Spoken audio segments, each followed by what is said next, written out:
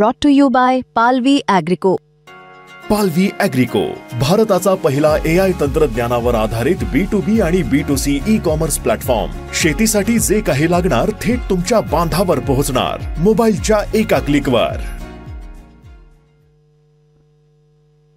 पंढरीचे भूत मोठे आल्या गेल्या झडपी वाटे. पंढरीचे भूत मोठे आल्या गेल्या झडपी वाटे. हो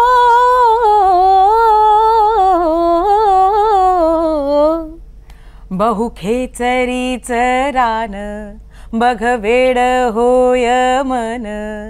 बहु खेचरीच रान बघ वेड होय मन. बघ वेड होय मन. हो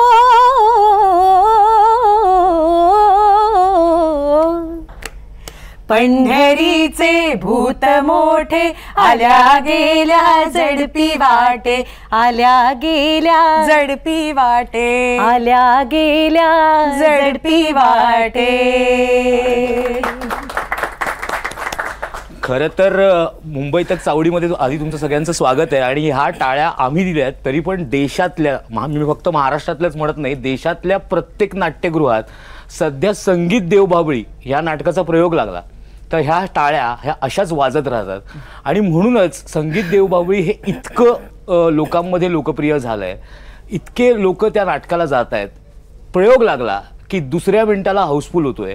ही जादू काय, या नाटकाची जादू काय. आणि आम्हाला कौतुक ह्या गोष्टीचं पण आमचं स्वतःचंच कौतुक यासाठी वाटतंय की मुंबईतच चावडी सुरू झाल्यापासूनचा हा नाटकासाठीचा मराठी नाटकावरचा ही पहिली चावडी आहे की मराठी नाटकात एक मराठी नाटक जे इतकं लोकप्रिय झालंय त्यातले सगळी कलाकार मंडळी, लेखक दिग्दर्शक आणि स्वतः निर्माता आत्ता आपल्या चावडीवरती आलेले आहेत. मी चर्चा करतोय ती संगीत देवबाभळी या नाटकाबद्दल. त्याचे लेखक दिग्दर्शक प्राजक्त देशमुख, मानसी जोशी, शुभांगी सदावर्ते यांची जेव्हा ओळख करून देण्याची गरज नाही, ते आता खूपच लोकप्रिय झाले आहेत. आणि त्यांना लोकप्रिय करणारा भद्रकाली प्रोडक्शनचा सर्वेसर्वा म्हणायला हरकत नाही प्रसाद कांबळी आत्ता आपल्या चावडीवरती आलेले आहेत. चावडीतले बाकी मंडळी पण तुमच्यावरती प्रश्नांची सरबत्ती करणार आहेत. पण सुरुवातीला ही जी जादू प्रसाद झाली आहे की आता मला वाटतं आजच 750वा प्रयोग आहे शिवाजी मंदिरला. 675वा प्रयोग आहे. आणि प्रत्येक नाटक जेव्हा येतं तेव्हा निर्माता असेल, त्यातले कलाकार असतील, लेखक दिग्दर्शक असतील, त्यांना हे म्हणायचं असतं की 1000 प्रयोग झाले पाहिजे त्या नाटकाचे.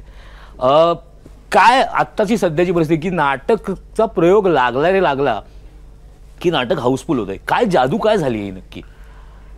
जादू मला वाटतं पांडुरंगाची कृपा की लल्लन टॉप याच्यामध्ये परेशजींनी कुठचं मराठी नाटक ते बघतात तर त्यांनी जी देवबाभळीची जी स्तुती केली आणि त्यांनी 2018 मध्ये मला वाटतं ते नाटकाला आले होते. ही लोक सगळे होते तेव्हा, मी नव्हतं, पण त्यांनी तेव्हा जे म्हटलं होतं तेच त्यांनी त्या इंटरव्ह्यूमध्ये ते बोलले. आणि तो जो मग काय तो एक रिपल इफेक्ट सुरू झाला की असं भारतीय रंगभूमीवरती याच्या आधी कधी घडलं नाही, याच्या पुढे प्रत्येक नाटकाबद्दल ते व्हावं. पण आता हा रेकॉर्ड आहे की न भूतो न भविष्यती 134 दिवसामध्ये 125 प्रयोग, म्हणजे आज 675, आपण 550 पासूनचे जे प्रयोग आहेत त्याच्या आधीही यश मिळालं. असं नाही की पण ते एवढं नव्हतं. हे 10x आपण म्हणतो, जे स्टार्टअपच्या भाषेमध्ये आपण जे म्हणतो, किंवा एक कोल्ड प्ले इफेक्ट आपण जो म्हणतो, ते झालं की कोणाला याची तिकीटं पाहिजे असतात आणि मग ती लोक फोन करतात, कॉल करतात की आम्हाला ती तिकीटं मिळावीत म्हणून. सो आय गेस ती जादू सर्वस्वी ललन टॉपमध्ये जे झालं त्याच्यानंतरची आहे.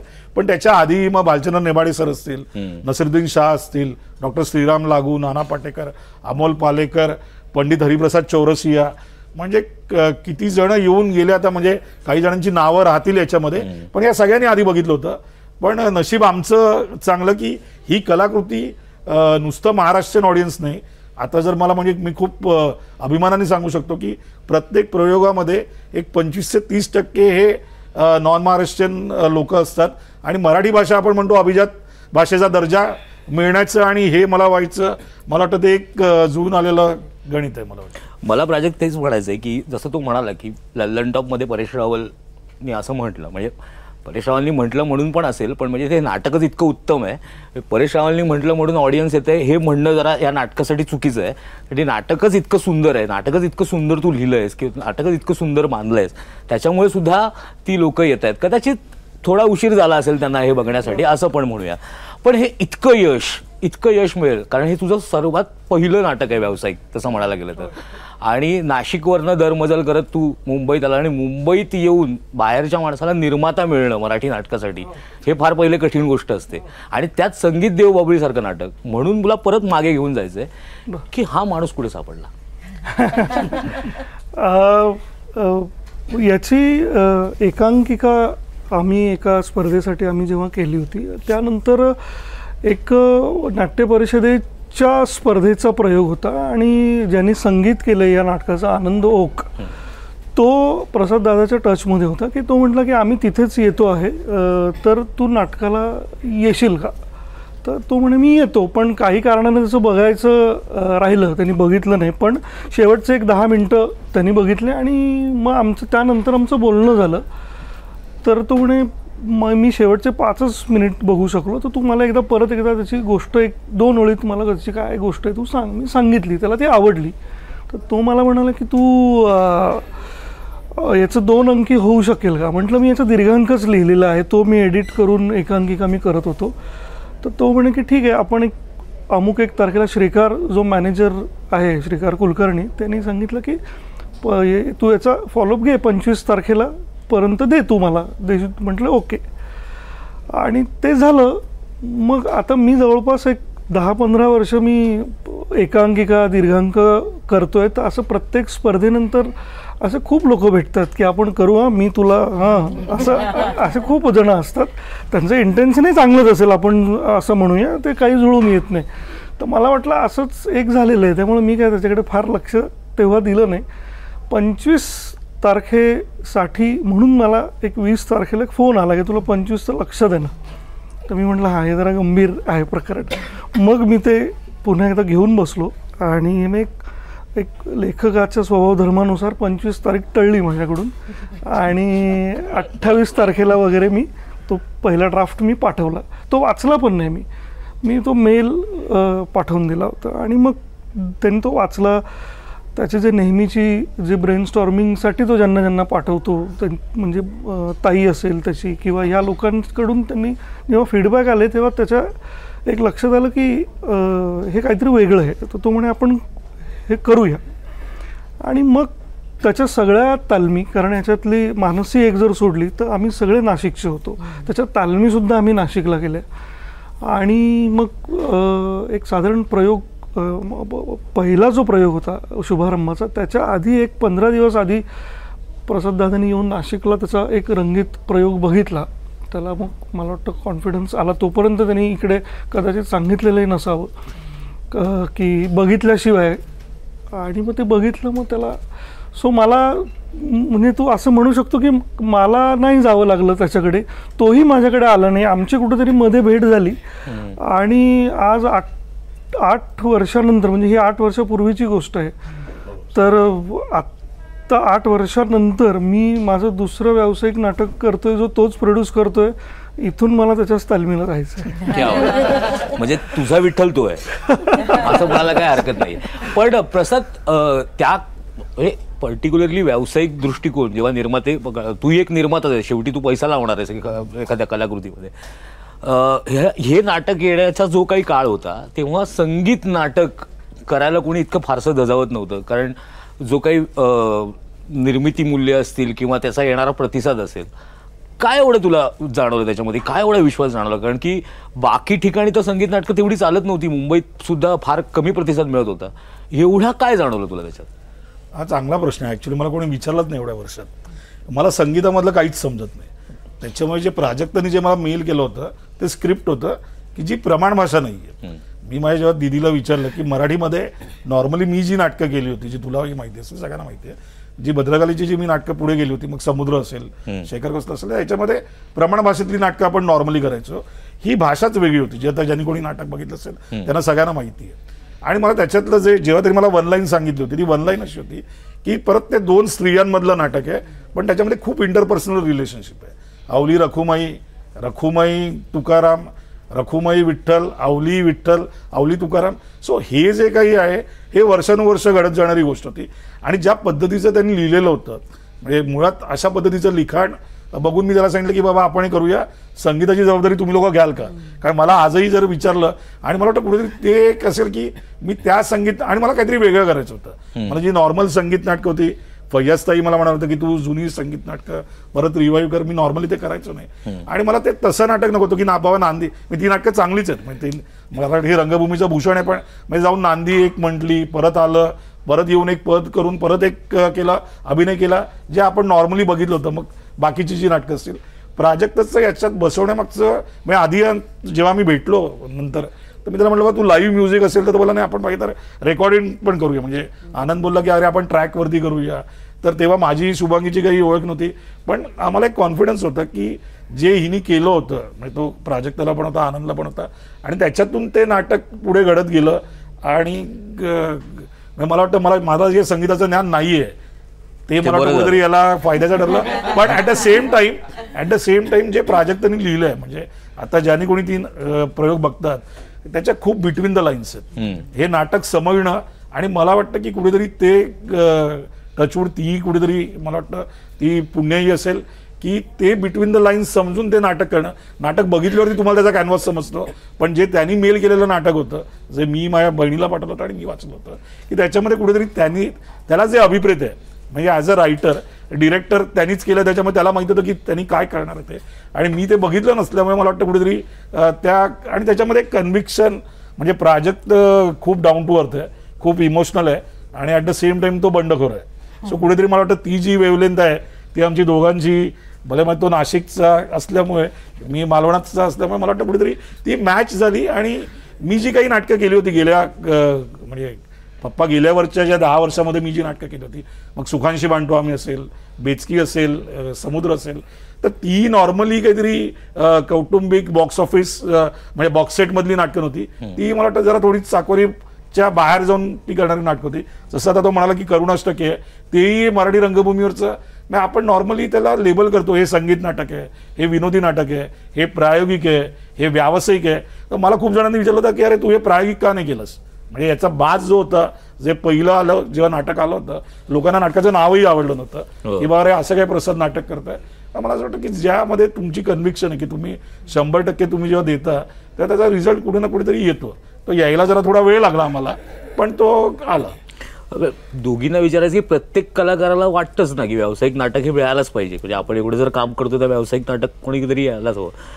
कधी असं नसतं की रिहर्सलमध्येच कळतं काहीतरी माइलस्टोन नाटक होणार आहे वगैरे, हे कधीच कळत नसतं. मला रिहर्सलमध्ये काय जाणवत होतं की म्हणजे हे बरोबर चाललंय, की हे आपलं पदार्पण, तुझं तर पहिलंच नाटक होतं, तू केली होतीस, आणि परत जाऊन तू नाशिकमध्ये मुंबईकर एक नाशिककरांमध्ये जाऊन मिसळला होता.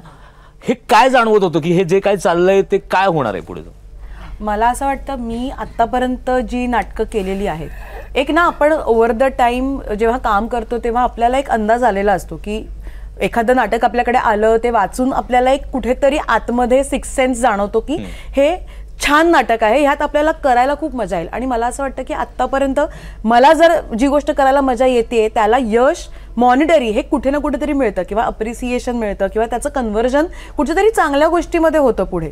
तर त्यामुळे मी तेच फक्त प्रमाण मानते. म्हणजे हे सुपर डुपर हिट होईल, याला प्रोड्युसर कोण आहे, ह्याच्यात आजूबाजूचे कलाकार कोण आहेत, हे जरा दुय्यम मुद्दा ठरतो. मुळात मला ते काम करताना मजा आली पाहिजे, कारण की उद्या त्याचे 1000 प्रयोग करायचे असेल ते मी आहे आणि ते नाटक आहे. त्यामुळे जेव्हा मी हे नाटक वाचलं तेव्हाच फर्स्ट इम्प्रेशन माझं असं होतं की हे काहीतरी भारी आहे. ह्याच्यातली भाषा खूप वेगळी आहे, ह्याच्यातलं ह्युमर खूप वेगळा आहे, ह्याच्यातले शब्द किंवा जे प्रतीक किंवा सगळं जे मांडण्याची जी पद्धत आहे ती खूप वेगळी आहे. आणि दुसरी गोष्ट जे प्रत्येक कलाकाराला हवं असतं की दोघीच जणी आहेत, म्हणजे सगळं अटेन्शन आपल्याला मिळणार आहे, कुणीही, म्हणजे त्याच्यात फार काही डिव्हिजन नाही आहे त्याच्यामध्ये. तर ती एक जमेची बाजू होती. पण सगळ्यात आधी जेव्हा मी नाटक वाचलं तेव्हा मला फारच, म्हणजे ना मी ते वाचता वाचता शेवट कधी आला ते मला कळलं नाही. म्हटलं बस सॉर्टेड, आय एम डन. म्हणजे ह्याचे 2 प्रयोग झाले काय किंवा 4 वर्षांनी एखादा प्रयोग झाला, it doesn't matter for me. मला करताना हे मजा येईल.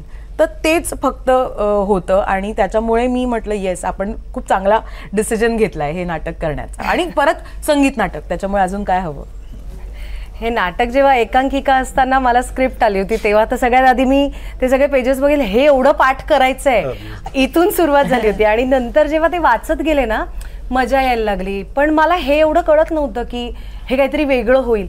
पण जेव्हा त्याचे स्पर्धांमध्ये आम्ही जेव्हा भाग घ्यायला लागलो तेव्हा समोरून जो रिस्पॉन्स यायचा ना तेव्हा असं वाटायचं की हे काहीतरी वेगळं आहे आणि जे समोरच्यांना आवडतंय. मला काम करायला आवडत होतं कारण ते कॅरेक्टर खूप मजेदार आहे, तुम्ही सगळ्यांनी बघितलं असेल तर तुम्हाला माहिती आहे. आणि ती मजा मला घेता येत होती एकांकिकेमध्ये. त्यानंतर जेव्हा ह्याचा व्यावसायिक करायचं जेव्हा दादाने ठरवलेलं तर तेव्हाही मला हेच कॅरेक्टर करायला मिळतं ह्याचा आनंद मला खूप होता. पण तेव्हाचे प्रेक्षक वेगळे होते कारण हे कॉलेज गोईंग मुलं आणि हे सगळे एकांकिकेला येतात आणि आता प्रेक्षक वेगळे असणार आहेत, त्यांना कितपत ॲक्सेप्ट होईल मला हेही माहीत नव्हतं. पण हळूहळू प्रयोगागणिक प्रेक्षकांनाही ते खूप आवडायला लागलं. त्याची मजा नंतर मला यायला लागली की अच्छा असंही रिसीव्ह करायचं असतं. आणि मग त्या सगळ्या गोष्टी नंतर कळायला लागल्या, आधी नव्हत्या मला एवढ्या काही गोष्टी कळत.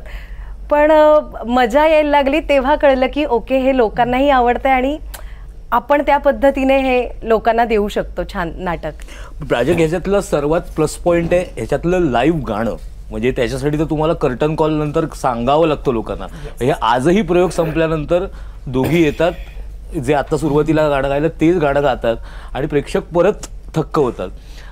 पण हा कॉल का घेतलास की म्हणजे हा लाईव्ह गाणंच असलं पाहिजे, आपण हे रेकॉर्डेड पण करू शकलो असतो, याचा काय इम्पॅक्ट झाला म्हणजे त्याचा?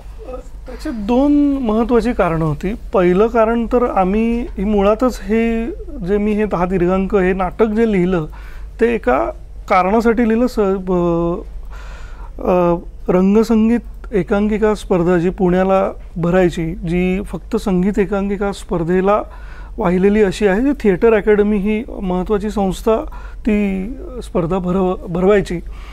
तर त्या स्पर्धेला टाकण्यासाठी म्हणून आम्ही हे नाटक आणि आम्ही एक 2015-16ला एक ऑलरेडी आम्ही केलं होतं. संगीत अफू नावाचं एक आम्ही आनंद आणि मी आम्हीच ते केलं होतं. तर ते केल्यावर एक कॉन्फिडन्स आम्हाला आलं होतं की हां संगीत तर काहीतरी आपण लिहू शकतोय, काहीतरी वेगळं. बरं त्यात पुन्हा ते पठडीतलं जेव्हा मला आनंदने विचारलं तू संगीत एकांकिका लिहिशील का, म्हटलं मी ना ते टिपिकल ते जे अधरीय उत्तरीय घालून हे आत्ता नको, ते चांगलंच आहे पण मला तसं नाही वाटत. म्हटलं मला काहीतरी वेगळं मी एक्सप्लोर करतो म्हणून मी ते अफू लिहिलं.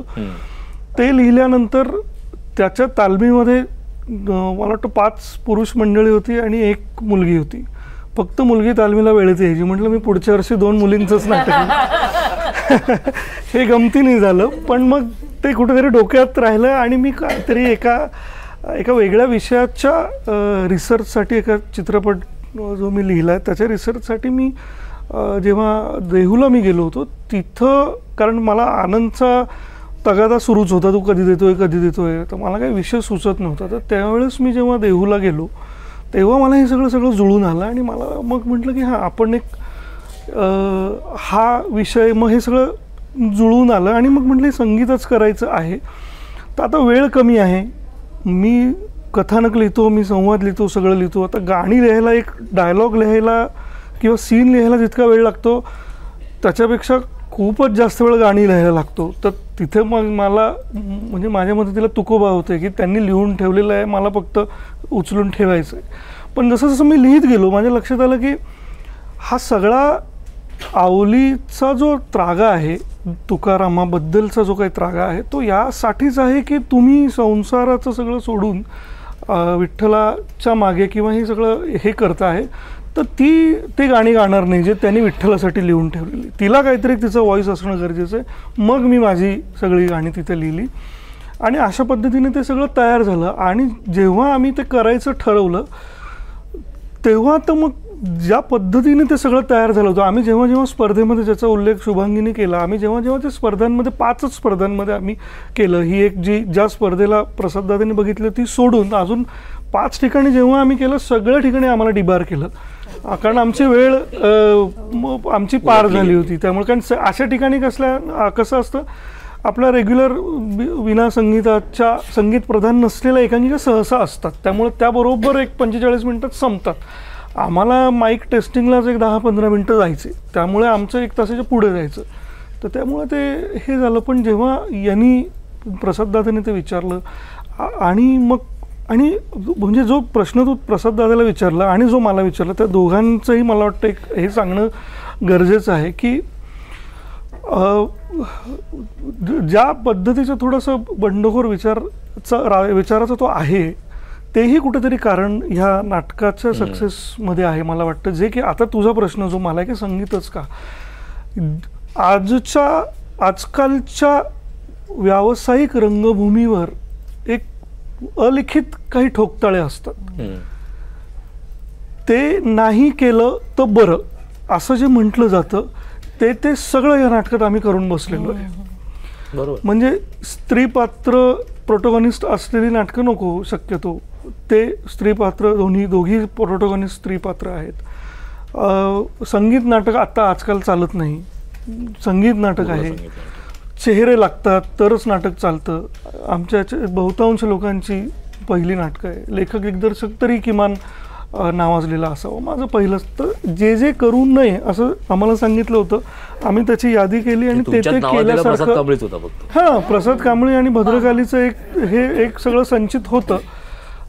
ह्या सगळ्या गोष्टींमुळे ते सगळं सुरू झालं आणि जसं ते पुढे जसं जात गेलं, जसे त्याचे प्रयोग व्हायला लागले आणि जो रिस्पॉन्स यायला लागला, त्यामध्ये मग म्हणजे एक आता हे सगळंच आम्ही दिसतोय म्हणून, पण बॅकस्टेज कलाकार जी मंडळी आहे भद्रकालीची, एक सुरुवातीचे 50-1 प्रयोग जरा बिलो ॲव्हरेज त्याला प्रतिसाद होता, तेव्हा एक दिवस सगळी बॅकस्टेजची मंडळी प्रसाददादाकडे ॲज अ निर्माता म्हणून गेली आणि त्या सगळ्यांनी बॅकस्टेजचे कलाकार, म्हणजे तुला माहिती आहे नाटकाचे बॅकस्टेज कलाकार म्हणजे त्यांची त्या दिवसाची नाईट हे ते पोटावर असतं.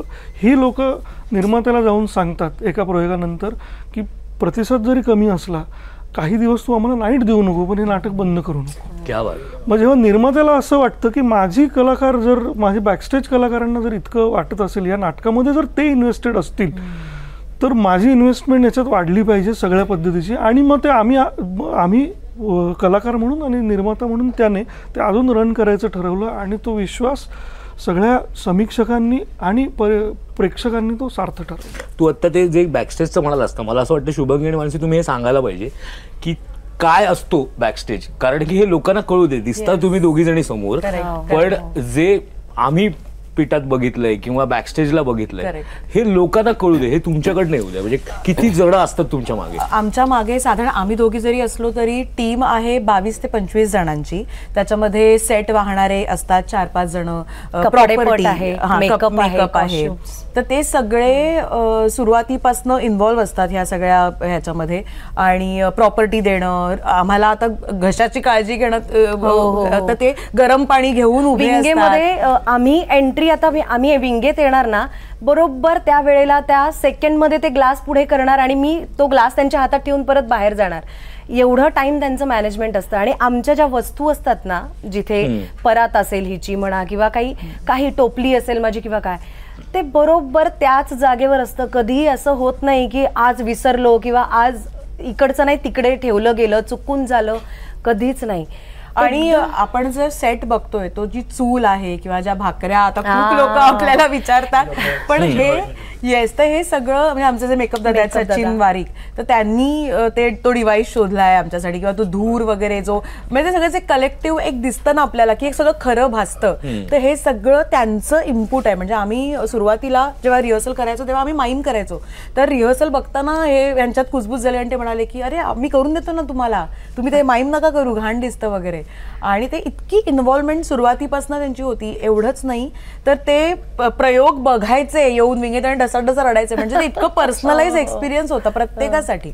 आमच्या हेअर दिदी असतील त्या, म्हणजे सुरुवातीला मी नऊवारी साडी नेसायचं तर त्या अगदी फार कौतुकाने मला दोघींना आम्हाला नेसवायच्या. आणि ते सगळं म्हणजे हा सगळा डोलारा असतो मागे, आणि म्हणून आम्ही दोघी तिकडे खूप निश्चिंत काम करत असतो.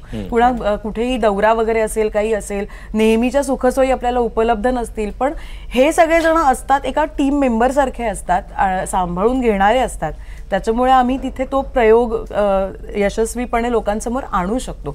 साऊंडवाले असतात, लोकांना हे रेकॉर्डेड वाटण्याचं कारणच हे आहे की आमचा साऊंडवाला अतिशय बेमालूमपणे ते बुवांची जी गाणी आहेत रेकॉर्डेड आणि आमचे साऊंड इतके परफेक्ट मॅच केलेले असतात की त्याच्यामुळे ते असं आमची पण गाणी रेकॉर्डेड असल्यासारखं वाटतं. आणि त्याला लाईव्ह वादक परत थोडी येस, लाईव्ह येस.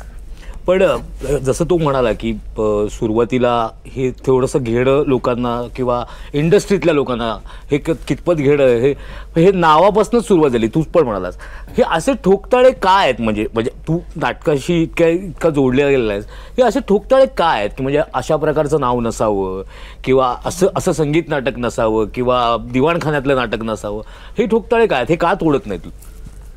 कोण तोडत नाही त्यांना मी काय बोलू शकत नाही, पण मला ते आवडत नाही. मला जे बघायला, मला जे वाचायला आवडतं, मला जे बघायला आवडतं. मी नॉर्मली नाटक करताना मी 500 रुपयाचं तिकीट काढून ते बघायला जाईन का? तर मी माझ्या बघण्याची मे बी आवड ती असेल, त्यांची आवड ती बाबा आदमच्या जमान्यातली असेल, त्याला मी काही करू शकत नाही. सो माझं असं म्हणणं की माणूस प्रगल्भ होतो याचा अर्थ तुझं वाचन, तुझं सराव. नाटक म्हणजे शेवटी काय, आपल्या समाजमनामध्ये ज्या गोष्टी घडतात, प्राजक्तनी जरी ते 16व्या शतकातलं असलं तरी आजही प्रत्येक स्त्रीला वाटतं जेव्हा ते नाटक बघायला बघून येते, स्त्रीच नाही. म्हणजे आता उलट याच्यामध्ये काही नवरे येऊन, ते पुरुष येऊन यांच्या पाया पडतात की आम्हाला त्याच्यामुळे समजलं की म्हणजे याच्यात अवली ही कजा आहे ही अख्ख्या जगात आपल्याला सगळ्यांना माहिती आहे. पण पुरुषांना येऊन नवरे सांगतात की बाबा आजपासून मला माझ्या बायकोचं आहे समजलं. आय गेस कुठेतरी आमचा जो काही मोटिव्ह होता नाटक करायचा, म्हणजे हे नाटक का करायचं, म्हणजे जसे ठोकताळे नव्हते तर हे नाटक काही प्रमाण भाषेतलं नाही आहे. सगळ्यात मुळात गोष्ट काय, तो सगळ्यात मोठा हे होता की आपल्याकडे नाही म्हटलं तरी त्याचं एक गारुड आहे की तुम्ही प्रमाण भाषेतच तुम्ही हे केलं पाहिजे, तुम्ही हे केलं पाहिजे. सो मला वाटतं की आता हे नाटक याच्यावरती पुस्तक आलं, त्यासाठी त्याला युवा साहित्य अकादमी अवॉर्ड मिळाला. आणि सगळ्यात महत्त्वाचं ते पुस्तक BA अभ्यासक्रमामध्ये आहे. म्हणजे कुठेतरी BA अभ्यासक्रमामध्ये पण अशा पद्धतीने, म्हणजे मला वाटतं पहिलं नाटक असेल की ज्याची नाटक आल्यावरती पुस्तक येऊन त्याची निवड अभ्यासक्रमात होते. सो आय गेस आणि असं करत राहिलं पाहिजे. नुसतं मीच नाही, मला वाटतं इंडस्ट्रीमधल्या प्रत्येकाने. आणि असं नाही आहे शिवाजी अंडरग्राऊंड आहे, नाटकं येत राहतात. आता त्याला किती म्हणजे हे पहिलं नाटक असेल मला वाटतं की जे म्हणजे क्लाससाठी आहे किंवा याच्यासाठी असून नाही, त्याला जो लोकांचा प्रतिसाद मिळाला, पहिल्या रनमध्ये पण मिळाला, 500 प्रकारानंतर आम्ही थांबलो होतो, त्याच्यानंतर आता 500 to 550 आणि आताचा जो रन आहे, मला वाटतं की जर गुजराती, मारवाडी, नॉन महाराष्ट्रीयन लोक येऊन त्यांना शेवटी काय की कलेला भाषा नसते, प्रांत भाषा याचं बंधन नसलं पाहिजे, संगीताला नसतं. आणि ते कुठेतरी परत एकदा संगीत देवाबाईंनी प्रूव्ह केलं असं मला वाटतं. त्याच्या बोलण्यात आलं की पुरुष येऊन रडतात किंवा असे काही किस्से काय आहेत, म्हणजे की असे काही वेगळे किस्से घडले? कारण आता किती प्रयोग झाले, खूप किस्से आहेत. म्हणजे काही पुरुष येतात, पाया पडतात आणि म्हणतात की रडत, ढसाढसा रडत सांगतात की आम्हाला आज कळलं आमच्या बायकोचं दुःख. किंवा काही असेही पुरुष असतात की आज मला माझ्या आईचं दुःख कळलं किंवा कॉम्प्रोमाइज, की त्यांनी काय काय केलंय हे आज आम्हाला कळतंय, पण आज आई हयात नाहीये, आज काही उपयोग नाहीये. हे तेव्हा असतं ना तुमचं नाटक, तर मला तेव्हा कळलं असतं. असंही आहे. काही स्त्रिया पण येऊन रडतात, स्त्रिया तर रडतातच, पण अशाही काही स्त्रिया आहेत की ज्या येऊन सांगतात की आम्हालाही आमच्या वेळेला, आम्ही जेव्हा प्रेग्नेंट होते तेव्हा मला माझ्या सोबतीला अशी कोणीतरी रखुमाई यायला हवी होती. आणि एक अजून म्हणजे पुरुषांचं तू म्हणालास म्हणून की ते म्हणतात की अदरवाईज आम्हाला असं आहे ना की एक टॅबू की रडत नाहीत पुरुष आणि ते मोकळेपणाने हे होत नाहीत. पण आम्ही कधी हे बघताना आमच्या डोळ्यातनं अश्रू घरंगळायला लागले हे आम्हाला कळलं नाही. आणि खूप लोक ते व्हावं, म्हणजे अजूनही त्यांनी स्वतःला मुभा दिलेली नाहीये रडण्याची, पण ते नाटक निमित्त त्यांच्यासाठी ठरतं आणि ते येतात. म्हणजे त्या दिवशी कोणतरी माझी मैत्रीण मला सांगत होती की तिचा भाऊ असा कधी वेळ असेल तर येतो तिकीट काढून, कल्याणीमुळे ती सांगत होती की म्हणे तो येतो तिकीट काढून बसतो, कुठचंही तिकीट मिळालं तरी बसतो आणि मी म्हणे माझं रडून घेतो, बघतो आणि मग मी घरी जातो. म्हणजे हे कॅथार्सिस चं काम, एक आउटलेट नाटक त्यांना उपलब्ध करून. पण हे झाले सामान्य प्रेक्षकांचे अनुभव. पण तुमच्या समोर जेव्हा श्रीराम लागू येतात, तुमच्या समोर जेव्हा नसरुद्दीन शाह येतात आणि तुमच्या समोर जेव्हा परेश रावल येतात, काय अवस्था झालेली तुमची? म्हणजे तेच, कारण ते आम्ही व्हिडिओमध्ये बघितलेलं आहे की खरं तर म्हणजे तुमच्या चेहऱ्यावरती हे पाहिजे, म्हणजे तुम्ही अवाक झाले पाहिजे, तर ते अवाक झाले होते. काय प्रसंग होते ते तिघांचे? सररियल.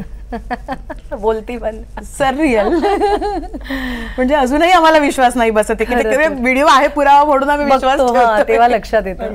मी नेहमी म्हणतो की म्हणजे कोणी जर असं म्हटलं असतं की तू एक कागद घे, पेन घे आणि तुला ह्या नाटकाला किती बक्षिसं हवी आहेत त्याची नावं लिही, त्या टायटलची नावं लिही, की कुठला अमुक सन्मान तमुक सन्मान अशी, आणि तुला ह्या नाटकाला कोण कोण यायला हवं आहे तुला, मग जे आपण नावं सगळे लिहितो काय आळेकर सरांपासून, राजू नाईक सरांपासून, नेमाडे सरांपासून अशी जी सगळी नावं आपण लिहू शकलो असतो, ही पुरस्कार आणि ही नावं सुद्धा कमी पडतील इतकी लोक येऊन गेली की म्हणजे आपण म्हणतो ना आम्ही अपुरे पडू इतकं दिलं आहे. तर हे अगदी शब्दशः घडताना दिसतंय की आम्हाला माहिती सुद्धा नाही अशी काही काही लोक आल्यावर आम्हाला, म्हणजे आत्ता अगदी रिसेंट सांगायचं तर बंगळुरूला जेव्हा आम्ही प्रयोग केला तेव्हा अरुंधती नाग आलं.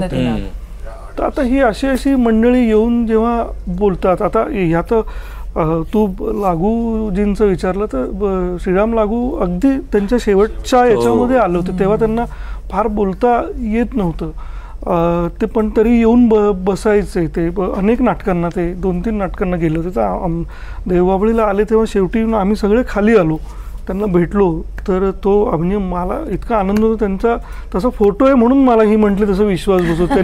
मी त्यांना नमस्कार करायला गेलो, त्यांनी हातात हात घेतला माझ्या याच्यातून हे करून, ते म्हणाले की माझ्याकडे शब्द नाहीत. तो आवाज मला अजून स्पष्ट माझ्या स्मरणात आहे, माझ्याकडे शब्द नाहीत. कारण मी तो नसरुद्दीन शाहचा व्हिडिओ बघत होतो तेव्हा ऑलमोस्ट ते पाया पडायला आलेच होते तुमच्या, तुम्ही दोघींनी ते थांबवलं, म्हणजे ते इतके घुसले होते त्या नाटकामध्ये. काय बोलले का तुमच्याशी नंतर? एकतर म्हणजे ते त्यांना एक तर खूप आवडलं नाटक, आणि ते किंवा त्यांच्या मिसेस सुद्धा पुन्हा येईन मी बघायला नाटक, किंवा तुमचं काम खूप छान होतंय, खिळवून ठेवता तुम्ही, आणि कळत नव्हतं मला म्हणे की फार मराठीतले शब्द मला कळत नव्हते, पण मला तुमच्या अभिनयातनं गोष्ट उलगडत जात होती असं ते. हीच तर थिएटरची गंमत आहे. मी भाषा थोडी ह्या काळातली असल्यामुळे मला काही काही संदर्भ कळत नव्हते, पण मला कळत होतं, शब्दार्थ कळत जरी नसलं तरी मला कॉन्टेक्स्ट सगळं कळत होतं. आणि मी पुन्हा येईन, मला वाटतं आपल्या ज्योतिताई त्यांच्याबरोबर आल्या होत्या, ते कुठेतरी पुण्यामध्ये भेटले. ज्योतिताई म्हणे की मी निघते, मला नाटकाला यायचं आहे. त्यांनी विचारलं कुठल्या नाटकाला, हे मला ज्योतिताईंनी स्वतः सांगितलं. ते म्हणे मी असं नाही, म्हणे मला यायचं आहे, चल. आम्हाला कोणाला माहिती नव्हतं की नसीर सर येणार आहे, तर मग ते त्यांच्याबरोबर आले होते. पण या नाटकामुळे तसं बघायला गेलं तर परेशरावांच्या तू खूप जवळ गेलास, म्हणजे खूप जवळ गेलास, म्हणजे ज्या लोकांना जायला त्यांच्या जवळ जायला बरेच उशीर लागतो, तू फार जवळ गेलास. पण त्यांची ही खरी इच्छा होती, म्हणजे मला माहिती आहे, मी ऐकू असेल, ही खरी त्यांची इच्छा होती की हे नाटक हिंदीत किंवा गुजरातीत यावं. नाही, पण माझं म्हणणं, तू त्यांना काय सांगितलं की नाही, 2 गोष्टी याच्यामध्ये. पहिलं तर म्हणजे परेश सर कोर नाटकवाले अशी व्यक्ती आहे ती, आणि त्यात ते गुजराती पण आहेत, त्यामुळे कुठलंही मराठी काही बघितलं तर एक जसं आपल्याला आपल्या मातृभाषेवर प्रेम असतं म्हणून तसं त्यांना वाटत असतं की हे माझ्या भाषेत मला घेऊन जायचं. सो आत्तापर्यंत ते जे नेहमी जे म्हणत असतात त्यांच्या कुठलीही नाटकं बघत असताना त्यांचं एक पहिलं ॲप्रिसिएशन झाल्यानंतर दुसरा थॉट हाच असतो की आपण मराठीत करूया का. तर हे नाटक बघायच्या आधी आमची भेट झाली होती, त्यांच्या फक्त कानावर होतं या नाटकाबद्दल. आणि मग त्यांचा एक दिवस मला फोन आला, केंकरे सरांच्या थ्रू त्यांनी विचारलं सध्या काय चालू आहे. केंकरे सरांनी या नाटकाचं नाव सांगितलं, आम्ही भेटलो. मग आम्ही भेटल्यानंतर आम्ही एका त्यांना काहीतरी एक करायचं होतं, त्या निमित्ताने आम्ही भेटलो, आणि मग नंतर ते नाटकाला. सो आमची पहिली भेट झाली ती नाटक बघून नाही झाली. मग जेव्हा त्यांनी बघितलं मग आम्ही जास्त बोलू लागलो अजून त्याबद्दल. सो आता त्यांनी ते बघितले 2017-18 मध्ये, आणि आत्ताच्या इंटरव्ह्यूला त्यांनी ते पुन्हा सांगितलं, म्हणजे त्यांना ते अजूनही लक्षात आहे. पण तुझ्या ते कसा माणूस आहे, काय कसा माणूस आहे, तू इतका जवळून भेटलायस त्यांना? मला वाटतं इतका थिएटर बद्दल प्रेम असलेला आणि मराठी रंगभूमीबद्दलचा नितांत आदर असलेला असा तो माणूस आहे. त्यामुळे ते जे सांगतात नाटकाबद्दल, ते कुठलीही त्यांची वैयक्तिक मुलाखत जरी असली तरी ते सतत सांगतात की मराठी नाटकामुळे मी किती घडलोय, मी किती नाटकं बघितले आणि त्यामुळे म्हणजे मी आधीपासून मराठी नाटक करत असतो तर मी आज काहीतरी अजून मोठ्या कलाकार असतो. आता ऑलरेडी मोठा कलाकार असं म्हणणं म्हणजे त्यांच्यात किती हे आहे. तर अगदी म्हणजे ते आता एका विशिष्ट पक्षामध्ये होते, ते खासदार वगैरे होते. हे सगळं जरी असलं तरी त्यांच्याशी मी भेटल्यावर त्यांच्या ऑफिसमध्ये किंवा कधीही भेटलं तरी मला असं कधीही वाटलं नाही की ते राजकीय माणूस आहे. ते कलाकार म्हणूनच मला नेहमी आमची भेट झाली आणि ते जेव्हा जेव्हा आमचा कधीही संपर्क होतो वेगवेगळ्या निमित्ताने.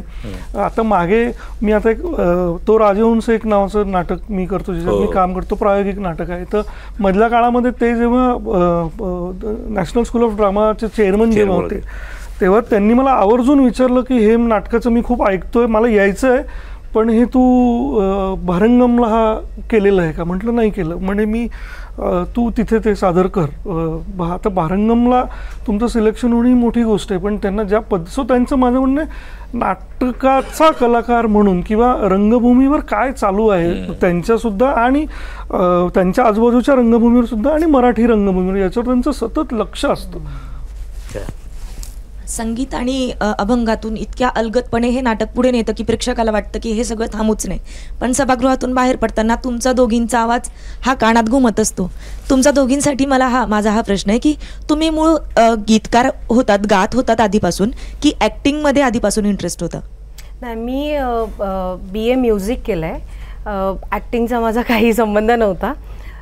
पण मग नंतर नाटकात आल्यापासून दोन्ही गोष्टी मला आवडत होत्या करायला. माझ्या वडिलांची इच्छा होती, त्यामुळे मग मी संगीत नाटक करायची माझ्या वडिलांची इच्छा होती की मी काहीतरी करावं असं. सो दोन्ही गोष्टी मला अशा ह्या पद्धतीने देवबाभळीतनं मिळाल्या. मी शिकले होते गाणं आणि मी आधी गायिकाच होते, म्हणजे शाळेपासून मी गाणं शिकतेय, परीक्षा दिल्यात अगदी 2-3.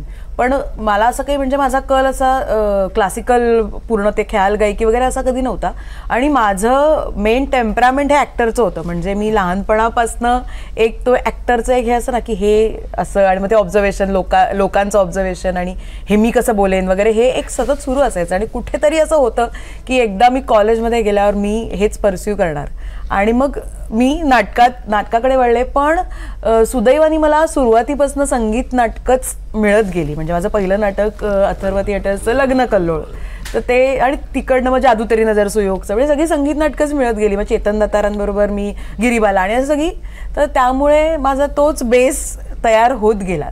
संगीत आणि नाटक हे सतत माझ्याबरोबर आहेच सुरुवातीपासून. प्राजक्त सर, तुम्हाला माझा हा प्रश्न आहे की शेतकऱ्याने आत्महत्या केल्यानंतर शेतकऱ्याची बायको कसं ते संसार सगळं पुढे नेत असतं याच्यावरही कधी कधी फार चर्चा होत नाही. पण 17व्या शतकात होऊन गेलेल्या तुकारामांची बायको कशी होती किंवा यांना बघितल्यावर त्या नाटकात असं वाटतं की आवडली असती तर अशीच असती किंवा रुक्मिणी आत्ता असती तर अशीच असती. कोणत्या गोष्टीवर त्या कशा रिॲक्ट होतील, काय त्यांना त्यावेळेस वाटेल, या सगळ्याचा रिसर्च तुम्ही नेमका कसा केला, कसा अंदाज बांधला? ही आता आख्यायिका जी आहे की तुकोबा जेव्हा देहूमधल्या विविध डोंगरांवर जाऊन त्यांच्या नामस्मरणामध्ये तल्लीन असायचे तेव्हा त्यांची पत्नी त्यांना शोधत असायची. ही आख्यायिका आपल्याला गोष्ट रूपाने माहिती आहे. आणि मग याचं थोडं अजून पुढे जेव्हा ते भक्ती रसात जेव्हा त्या पद्धतीने मौखिक एक परंपरा तयार होत जाते तेव्हा मग जेव्हा तुम्ही असं काही परमेश्वराचं हे करतात तेव्हा तुमच्या सगळ्या चिंता ज्या असतील, संसार जे असेल ते देव बघतो, अशी एक मौखिक जी आपल्याकडे जी एक परंपरा आहे त्या परंपरेतून ते तयार झालेलं मिथक आहे.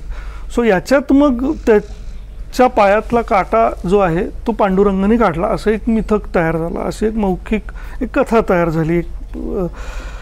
आता जेव्हा मी लिहायचं ठरवलं ह्या गोष्टीच्या अवतीभोवती जेव्हा ठरवलं तेव्हा सगळ्यात पहिले माझ्या डोक्यात आलं की यांच्यातलं देवत्व जर आपण बाजूला जर मी ठेवलं आणि जर यांच्याकडे बघितलं, जे मला वाटतं की खूप महत्त्वाचं आहे. कुठल्याही गोष्टीला भिडताना आपण त्याच्यातलं जे सगळं ग्लॅमर आणि अवडंबर आहे ते जेव्हा आपण बाजूला काढतो आणि त्याला माणूस म्हणून जेव्हा बघतो तेव्हा म्हणजे ह्या कथा आपल्याला माहिती आहे की विठ्ठल रखुमाई यांचा रुसवा आहे, रखुमाई रुसलेली आहे पांडुरंगावर, किंवा आवली सतत चिडचिड करते हे आपल्याला माहिती आहे. मी जेव्हा त्या देहूच्या डोंगरावर होतो तेव्हा माझा थॉट काय आला असेल तर हाच डोंगर आहे, इथेच कुठेतरी तुकोबा बसले असतील आणि इथेच ती कुठेतरी शोधत असेल वगैरे वगैरे.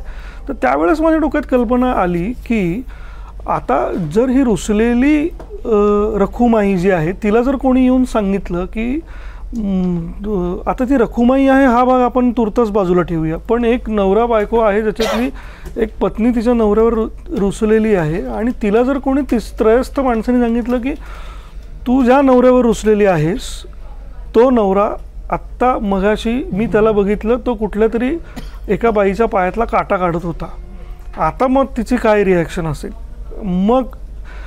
मग ज्या त्यांचा जो स्वभाव धर्म आहे याला अनुसरून ते काय करतील हे फक्त मला टिपत राहायचं होतं ॲज अ रायटर म्हणून. त्यातलं महत्त्वाचं काय असेल तर मला त्यांच्यातलं देवत्व बाजूला काढायचं होतं, रखुमाईमधलं, विठ्ठलामधलं, आणि आता त्या अर्थाने तुकोबा आणि आवलीमधलंही जे आता ह्या काळानुरूप जे देवत्व त्यांना दिलं जाते तेही बाजूला काढून माणूस म्हणून जेव्हा त्यांच्याकडे बघतो तेव्हा मला वाटतं वेगळं काही लिहावं लागत नाही.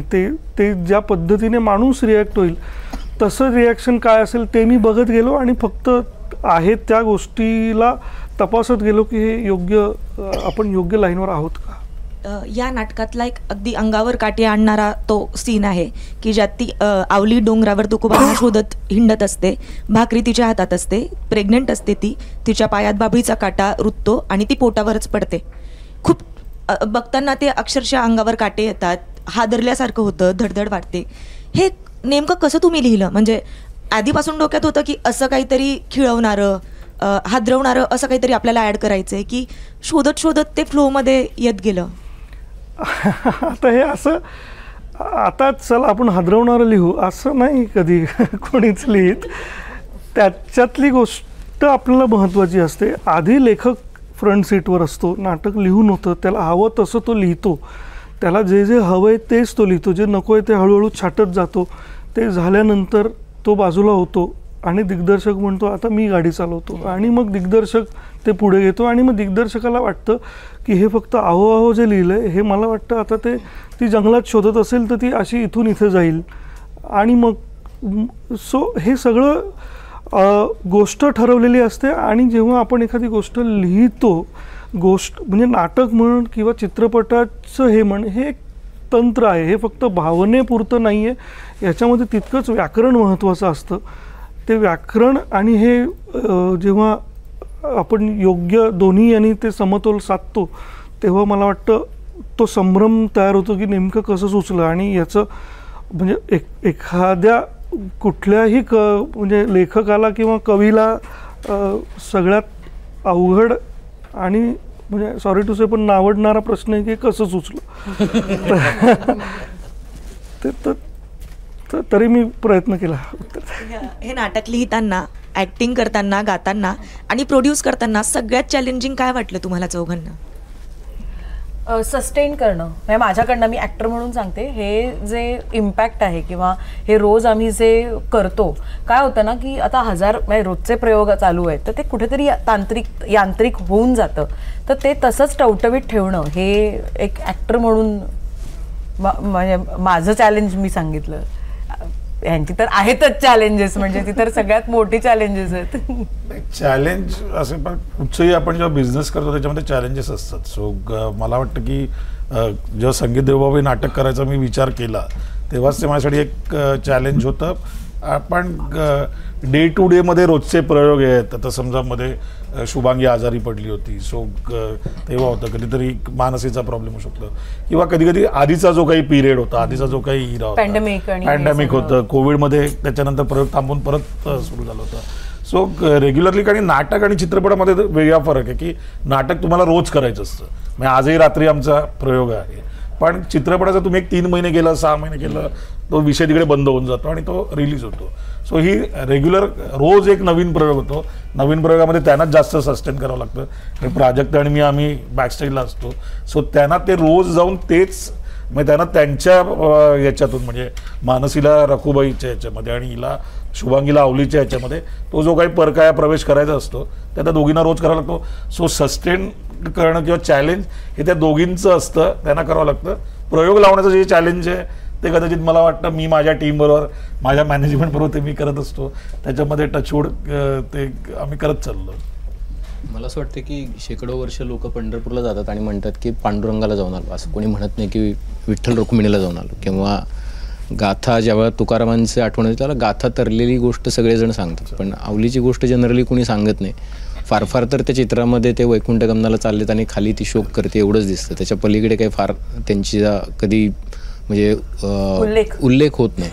पण ज्यावेळेला ह्या दोन कॅरेक्टर्स जी की लोकांच्या भावविश्वाचा भाग आहेत प्रचंड मोठा आणि ती पण अध्यात्माशी जोडलेली आहेत, तर त्यावेळेला ती साकारणं ही काही सोपी गोष्ट नाही आहे. म्हणजे प्राजक्ताला मी नंतर विचारेन, पण ज्यावेळेला तुम्ही आवली होऊन किंवा रुक्मिणी होऊन स्टेजवरती जाता त्यावेळेला त्याच्या आधी तुम्ही नेमका कुठल्या कुठल्या गोष्टींचा अभ्यास केला होता असं मला वाटतं. कारण की तुम्हाला माहिती आहे की हे एकाच वेळेला म्हणजे प्रोटॅगनिस्ट पण आहे आणि एकाच वेळेला अध्यात्माशी पण जोडलेलं आहे.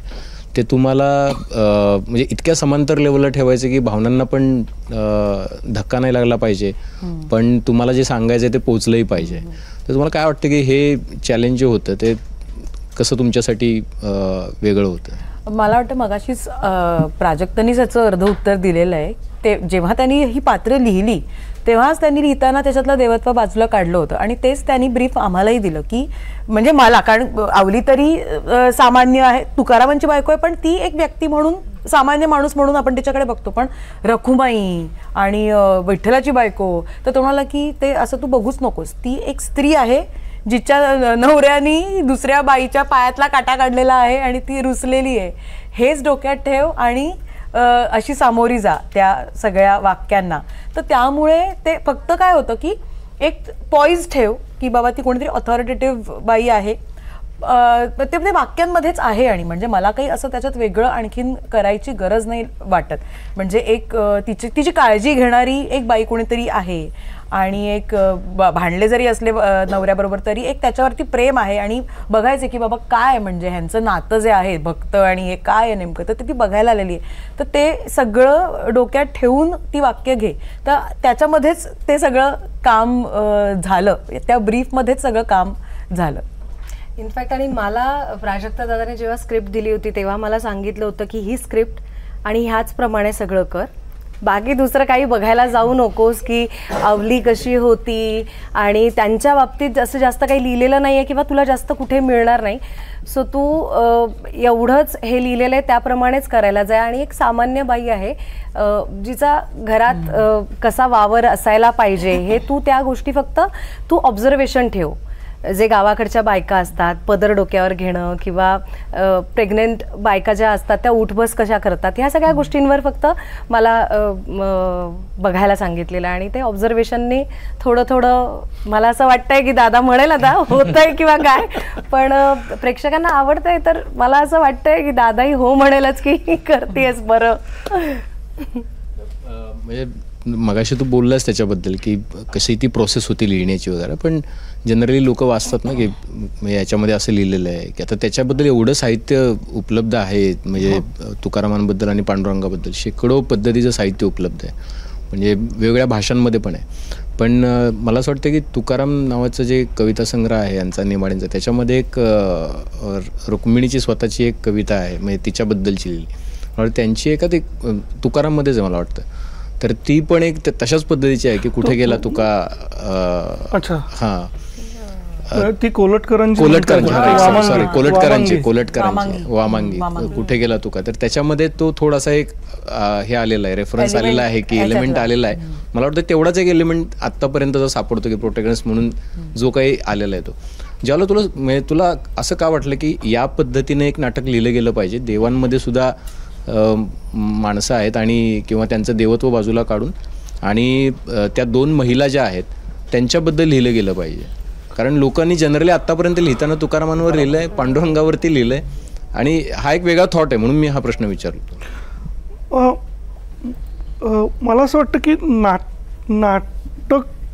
नाटककार म्हणून किंवा एखादी गोष्ट शोधणारी व्यक्ती म्हणून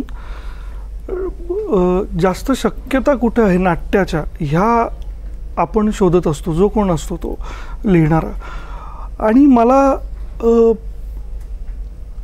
जेव्हा एकांकिका होती आणि जेव्हा त्याचं मी नाटक करत होतो तेव्हा मला अशाही सूचना किंवा असं एक हे आलं होतं की याच्यात तुम्ही तुकाराम पात्र घेऊन या, विठ्ठल पात्र घेऊन या. मधल्या काळात मला अत्यंत न आवडणारे असे फोन येऊन गेले, याचे आपण चित्रपट करूया का, मग आपण याच्यात विठ्ठलाला याला कास्ट करू, तुकारामाला त्याला कास्ट करू वगैरे वगैरे.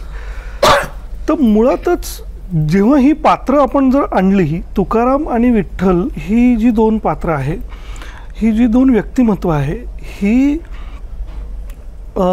जशी रंगमंचावर येतील किंवा गोष्टीमध्ये सदेह येतील, तुमचं पारडं पूर्ण हे होऊन जातं कितीही गोष्ट त्यांची असली तरी. आज आपण जेव्हा यांच्या गोष्टी बघतो, ह्या दोघांच्याही मूर्त्या वेगवेगळ्या त्यांच्यावर लिहिलेली जी काही ग्रंथ आणि महिमा ज्या काही त्यांच्या आहे, ज्या मौखिक परंपरेमुळे अजून काळानुरूप मोठे मोठे होतच जातात. त्यामुळे त्यांची जी काही एक भव्य प्रतिमा उभी राहिलेली आहे. आपण जेव्हा दिवे घाटात गेल्यावर आज आपल्याला जी पांडुरंगाची मूर्ती दिसते तितकीच किंवा वारकरी संप्रदाय आहे म्हणून तुकोबाची त्याही पेक्षा मोठी मूर्ती आहे असू शकते. जे वारकरी संप्रदायाचंच देणं आहे की देवापेक्षाही संताचं हे मोठं आहे. या दोन मोठ्या मूर्त्या जेव्हा येतात तेव्हा त्या दोन मूर्त्यांची जितकी मोठी एक त्यांची फिजिकॅलिटी जितकी मोठी असते तितकी त्याहूनही मोठी त्यांची सावली असते.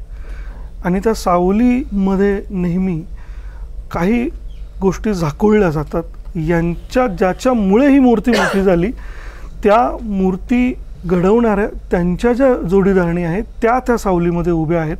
नाटक जर तुम्ही बघितलं, नाटकाची सुरुवात अशी होते, जेव्हा पडदा उघडतो तेव्हा आवली शेणाने सारवत असते, ती प्रेक्षकांना पाठमोरी असते, ती सारवत समोर येते.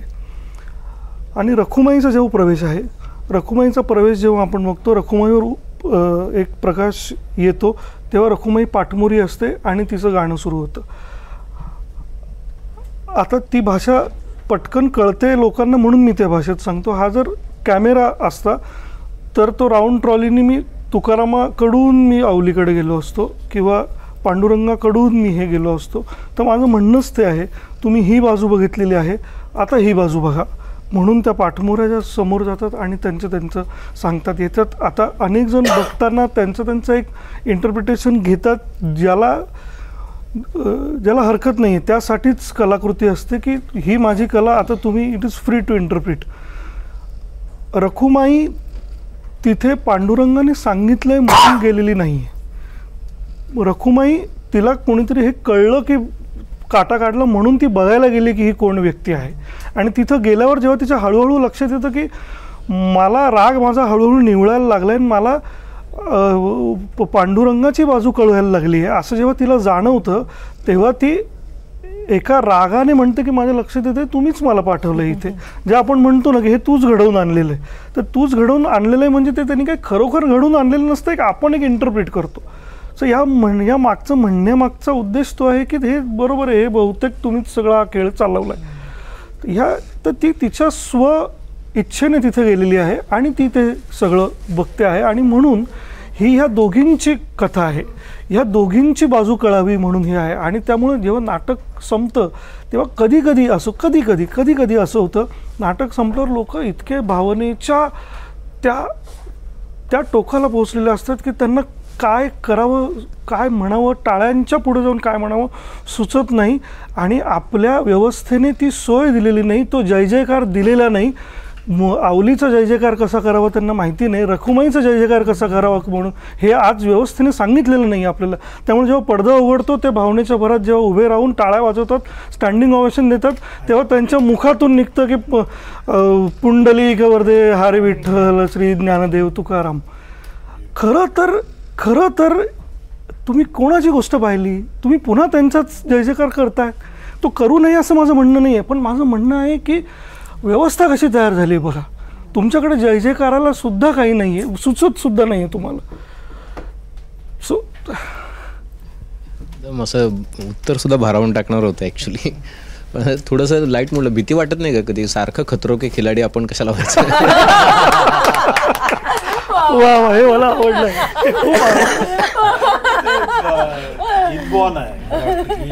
मला खूप आवडतं, म्हणजे याला म्हणजे अजयला माहिती आहे, मी पप्पा गेल्यावरती जेव्हा आलो या इंडस्ट्रीमध्ये, आता 18 वर्ष होतील, पण मला नेहमी काहीतरी वेगळं करावं असं वाटलं. मला जे रेग्युलर मी बघतो ते मला आवडत नाही. माझ्या बघण्यामध्ये पण समजा जर मी माझ्या वाचनामध्ये असेल, माझ्या बघण्यामध्ये असेल, माझ्या मैत्रीमध्ये असेल, ते रेग्युलर जे लोक जे काही चाकोरीमधलं करायचं म्हणतात, तर आता इव्हन करुणाष्टके पण फॉर दॅट मॅटर आता ते येईल, ते ऑक्टोबरमध्ये तेव्हा लोकांना समजेल, तेही उंबरठ्या पलीकडची गोष्ट आहे. म्हणजे तिथेही म्हणजे आता लोकांना असं वाटेल की हा स्त्रीवादी लेखक आहे आणि आम्ही म्हणजे त्याच्या आधीही माझी नाटकाची पण समुद्र असेल फॉर दॅट मॅटर, तेही बोकील सरांनी मला हाच प्रश्न विचारला होता जेव्हा मी त्यांच्याकडून राईट्स घ्यायला गेलो होतो. मी आणि चिन्मय मांडले होतो, स्पृहा होती, तेव्हा त्यांनी तेच विचारलं, तू वेडा आहेस, समुद्र माझ्या कादंबरीवरती नाटक नाही येऊ शकत. आणि त्याचे मी प्रयत्न कारण मला असं वाटतं की जे जे वेगळं असेल, जे आता त्याला खतरो के खिलाडी आहे परत वेगळं, पण शेवटी हा जो व्यवसाय तो गॅम्बल आहे.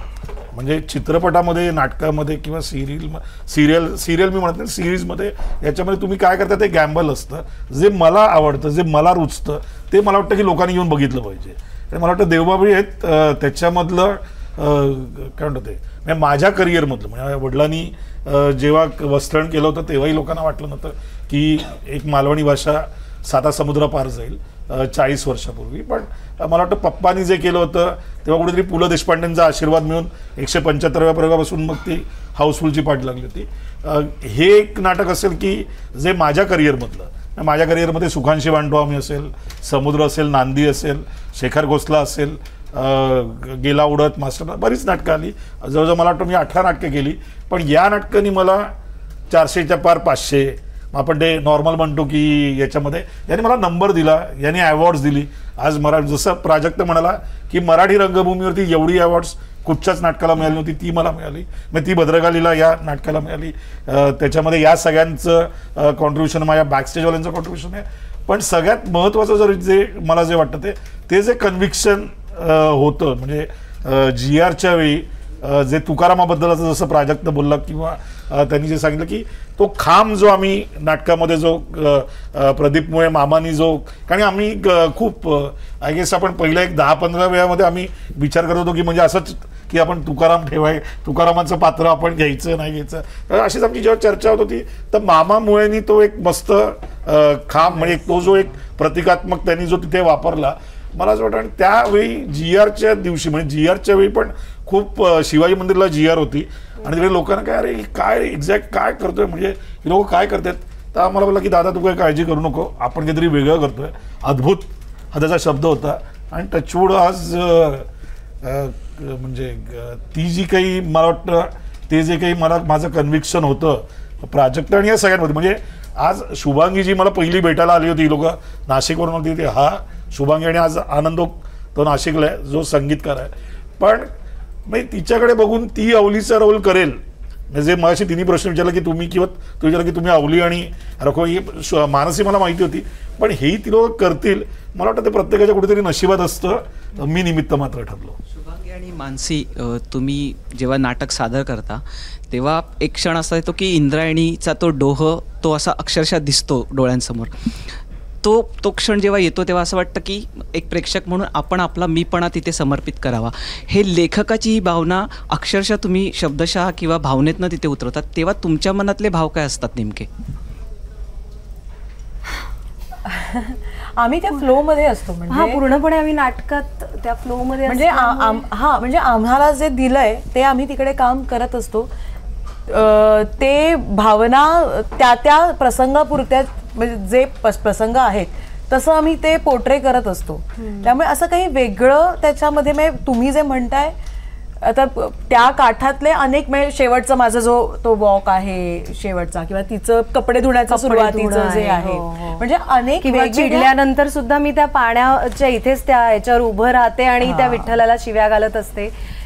आणि मी पूर्णपणे ह्याचा तुला समजावत असते पाण्याचं महत्व, म्हणजे फक्त ती भावना नाही, अनेक भावना त्या पाण्याशी निगडीत आहेत. म्हणजे पाणी हे बेसिकली आणि भावनांचंच प्रतीक पण असतं, म्हणजे प्रवाही. आणि हे आपल्या आयुष्यात अनेक यातना आहेत, व्यथा आहेत, तेव्हा आपण नेहमी म्हणतो की देव आहे आपल्या पाठीशी किंवा देवावरती विश्वास ठेवा. तर देव या संकल्पनेवरती तुमच्या दोघींचा किती विश्वास आहे, किंवा तुम्हाला असं वाटतं का की देवानीच हे नाटक आपल्यासाठी बनवलंय? देव म्हणजे जो असा प्रमाण पद्धतीचं जे हे आहे त्याच्यावर नाही, पण एक युनिव्हर्सल जी ऊर्जा आहे त्याच्यावर 100% विश्वास आहे. आणि त्याची प्रचिती अगदी पदोपदी येत असते. आणि ह्या नाटकाच्या बद्दल तर आम्हा सगळ्यांना ती येत असते. म्हणजे खरंच म्हणजे प्रत्येक जण हे म्हणतं आणि ते आम्हालाही कुठेतरी माहिती आहे आतमध्ये की हे कुठेतरी विधिलिखित असावं हे नाटक आम्हा प्रत्येकाच्या आयुष्यातलं. मला ह्याच्यावर एक किस्सा आठवला. विठ्ठल देव प्रत्येक जण आता आपल्या आपल्या पद्धतीने खूप मानतात. आणि मी सॉरी पण नाटकाच्या निमित्ताने मला त्या विठ्ठलाला खूप शिव्या घालायच्या असतात. मला काही लोक येऊन सांगतात की अहो तुम्ही इतक्या शिव्या देतात देवाला आमच्या, तर तुम्ही सॉरी म्हणतात की नाही, देवाच्या पाया पडतात की नाही जाऊन. मी म्हणते की हां, म्हणजे ती एका पद्धतीने माझी पूजाच असं मी समर्पित करते की जरी मी शिव्या घालते तरी मी त्याचंच नाव घेते, पण ते हात न जोडता माझी एक ती पूजा आहे. माझा प्रश्नही तुम्हा दोघींनाच आहे, कारण खास करून हे संगीत नाटक असल्यामुळे तुम्हाला तुमच्या आवाजावर, श्वासावर किती जास्त मेहनत करावी लागली, कारण हाय पिच, लो पिच खूप आहेत, त्याच्यानंतर गद्य पद्य ह्याचे खेळ खूप खेळावे लागतात. तर हे किती ट्रिकी ठरतं आणि याच्यासाठी तुम्हाला किती खास मेहनत करावी लागते आणि काय काय गोष्टी त्याच्यासाठी कॉम्प्रोमाइज सुद्धा कराव्या लागतात शोच्या आधी पुढे? सगळ्यात आधी तर आईस्क्रीम, वडापाव, तेलकट, भजी ह्या सगळ्या गोष्टी अवॉइड कराव्याच लागतात आम्हाला, कारण खूप शोज असतात, धावपळ, प्रवास आणि ह्या सगळ्या गोष्टी. गरम पाणी घेणं आवश्यकच आहे. आणि जर तशातही काही तब्येत बिघडलीच किंवा काय तर मग औषधं, गोळ्या आणि बाकी सगळेजण असतातच तशी काळजी घ्यायला आमच्याबरोबर की हे खाऊ नको. म्हणजे कितीही इच्छा जरी झाली तरी प्रत्येक जण आम्हाला सांगायला की तू खातेस, खाऊ नको, असं करायला सुद्धा असतात. आम्ही रियाज आमचा मोस्टली खूप होत नाही, पण प्रयोगाच्या आधी कधी तानपुरा लावून आम्ही ओमकार किंवा ह्या अशा गोष्टी करतो. जास्त मेहनत डायलॉग्सवर घ्यावी लागते की गाण्यांवर? दोन्ही सेम आहे तसं मेहनत. आणि आता ओव्हर द पिरियड प्रयोगामध्ये अशी वेगळी मेहनत नाही घ्यावी लागत, फक्त सस्टेन करण्यासाठी स्वतःला सजग करत राहावं लागतं. वेळच्या वेळी झोप म्हणा. आणि कसं होतं ना, आता जसं वय वाढत जाते तसंही एक वेगळ्या चॅलेंजेस असतात, तर त्याच्यामुळे ते सुद्धा जरा सांभाळायला लागतात. आपल्यालाच माहिती नसतं की आता आपल्याला हे झेपेल किंवा नाही. म्हणजे पूर्वी आम्ही एका दिवशी 5 प्रयोग केलेले आहेत, पण आता आम्हाला 2 प्रयोग करायचं म्हटलं तरी जरा त्रास व्हायला लागलाय किंवा असं. ते आमच्यासाठी सरप्राईज आहे. मग ते सांभाळून बाकीच्या आपल्या गोष्टी सांभाळणं किंवा झोपेचं किंवा खाण्यापिण्यावर नियंत्रण हे आय थिंक दरवर्षी किंवा एक ओव्हर द पिरियड थोडंसं त्याच्यामध्ये कमी जास्त करत राहावं लागतं. सध्या जेनझीसची खूप चर्चा सुरू आहे इन जनरलच.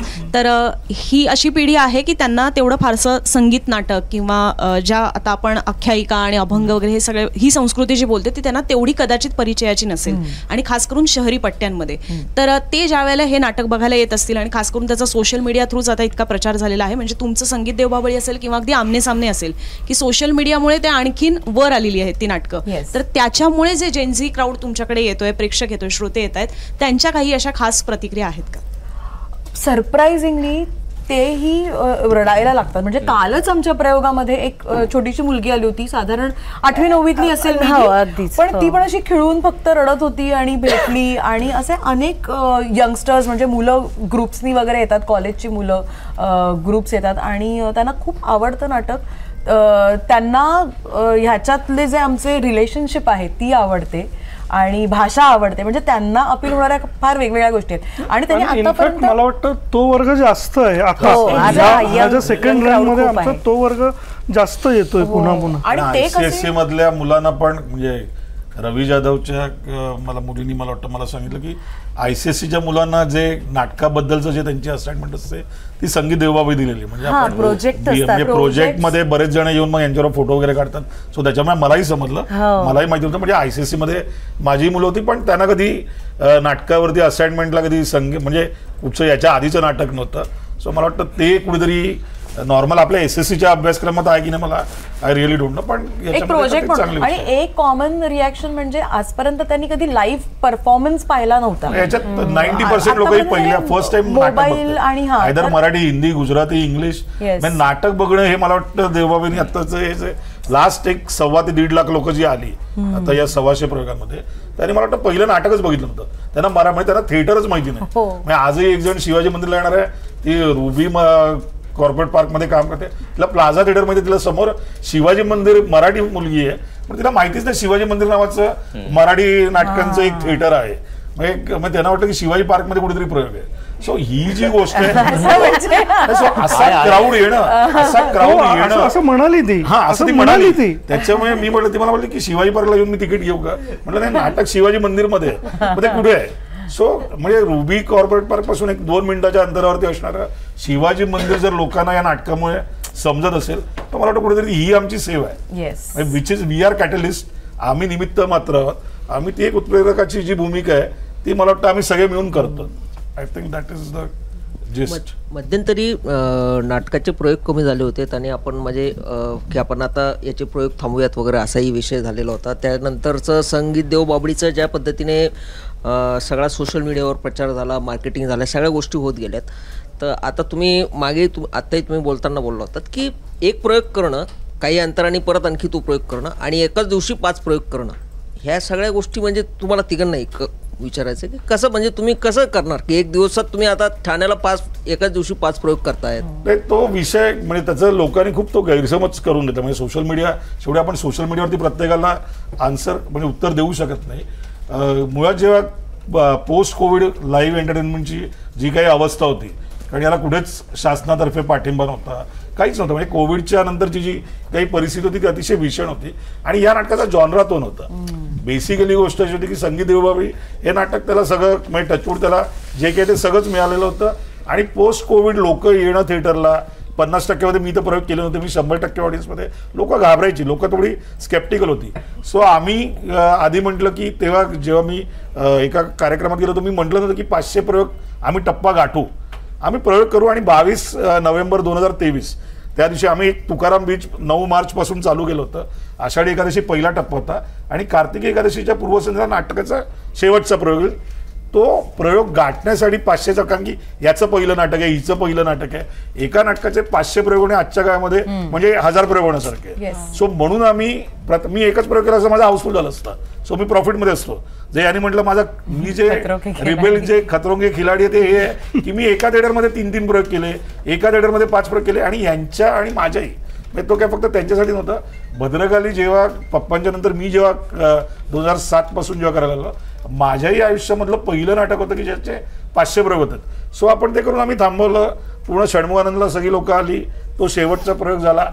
बस्टरँडला 45 वर्ष कंप्लीट झाली म्हणून जेव्हा मी चालू केलं आणि त्याचे लिमिटेड शोज चालू केले तेव्हा लोकं आली, कोणाचे आई वडील आले, कोणाची मुलं म्हणाली की आमच्या आई वडिलांना बघायचं राहिलंय, हे राहिलंय. आणि मग परत एक हे आला की विचार आला, माझ्या आईच्या 75व्या वाढदिवसाला आम्ही 22 नोव्हेंबर 2024 23ला बंद केलं होतं, 24ला आम्ही पुन्हा सुरू केलं.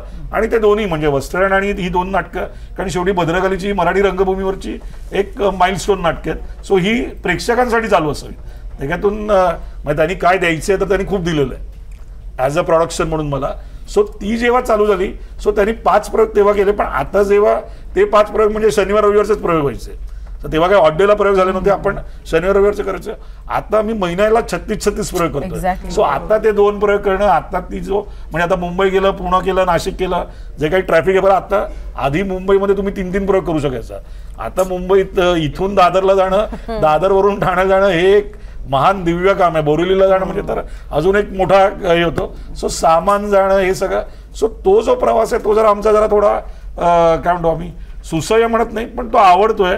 म्हणजे हे जे विक्रम आहेत हे शेवटी जसं मगाशी तुम्ही प्रश्न विचारला, हे नशिबाचा भाग आहे. सो आम्ही सगळेच मला वाटतं कुठेतरी निमित्त मात्र आहोत.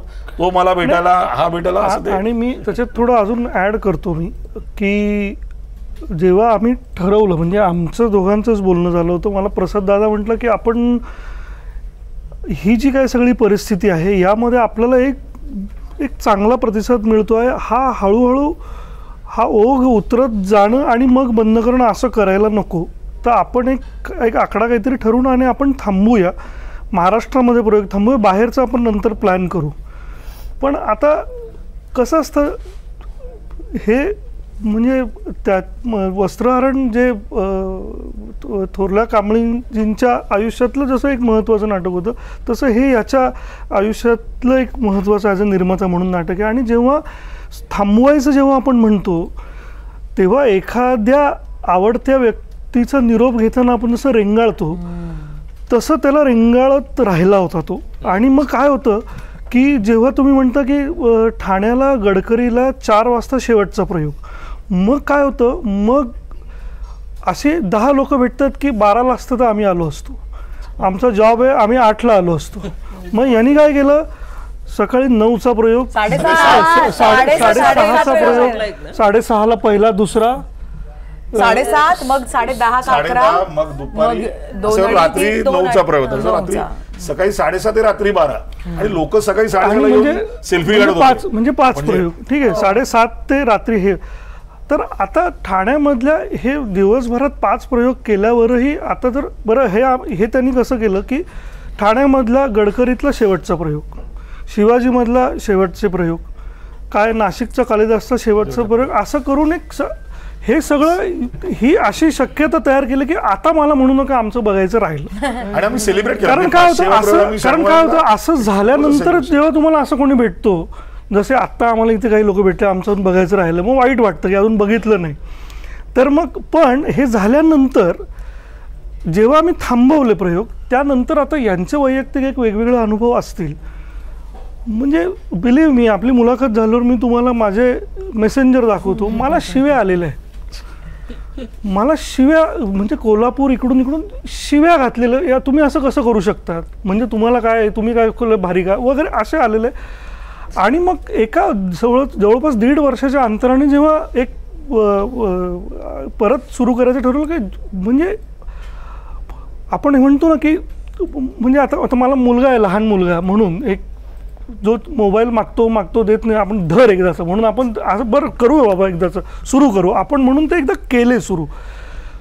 ह्यामध्ये कळलं एक आम्हाला हे की आमचा जो थांबायचा निर्णय होता तो चुकीचा होता, ठीक आहे, पण चुकीचा तो ठरवला कोणी, प्रेक्षकांनी चुकीचा ठरवला. आणि आम्हाला अत्यंत आनंद आहे की आमचा निर्णय प्रेक्षकांनी चुकीचा ठरवला, जे आता पुढच्या रनमध्ये आम्हाला लक्षात येते. कारण की एवढी गर्दी ही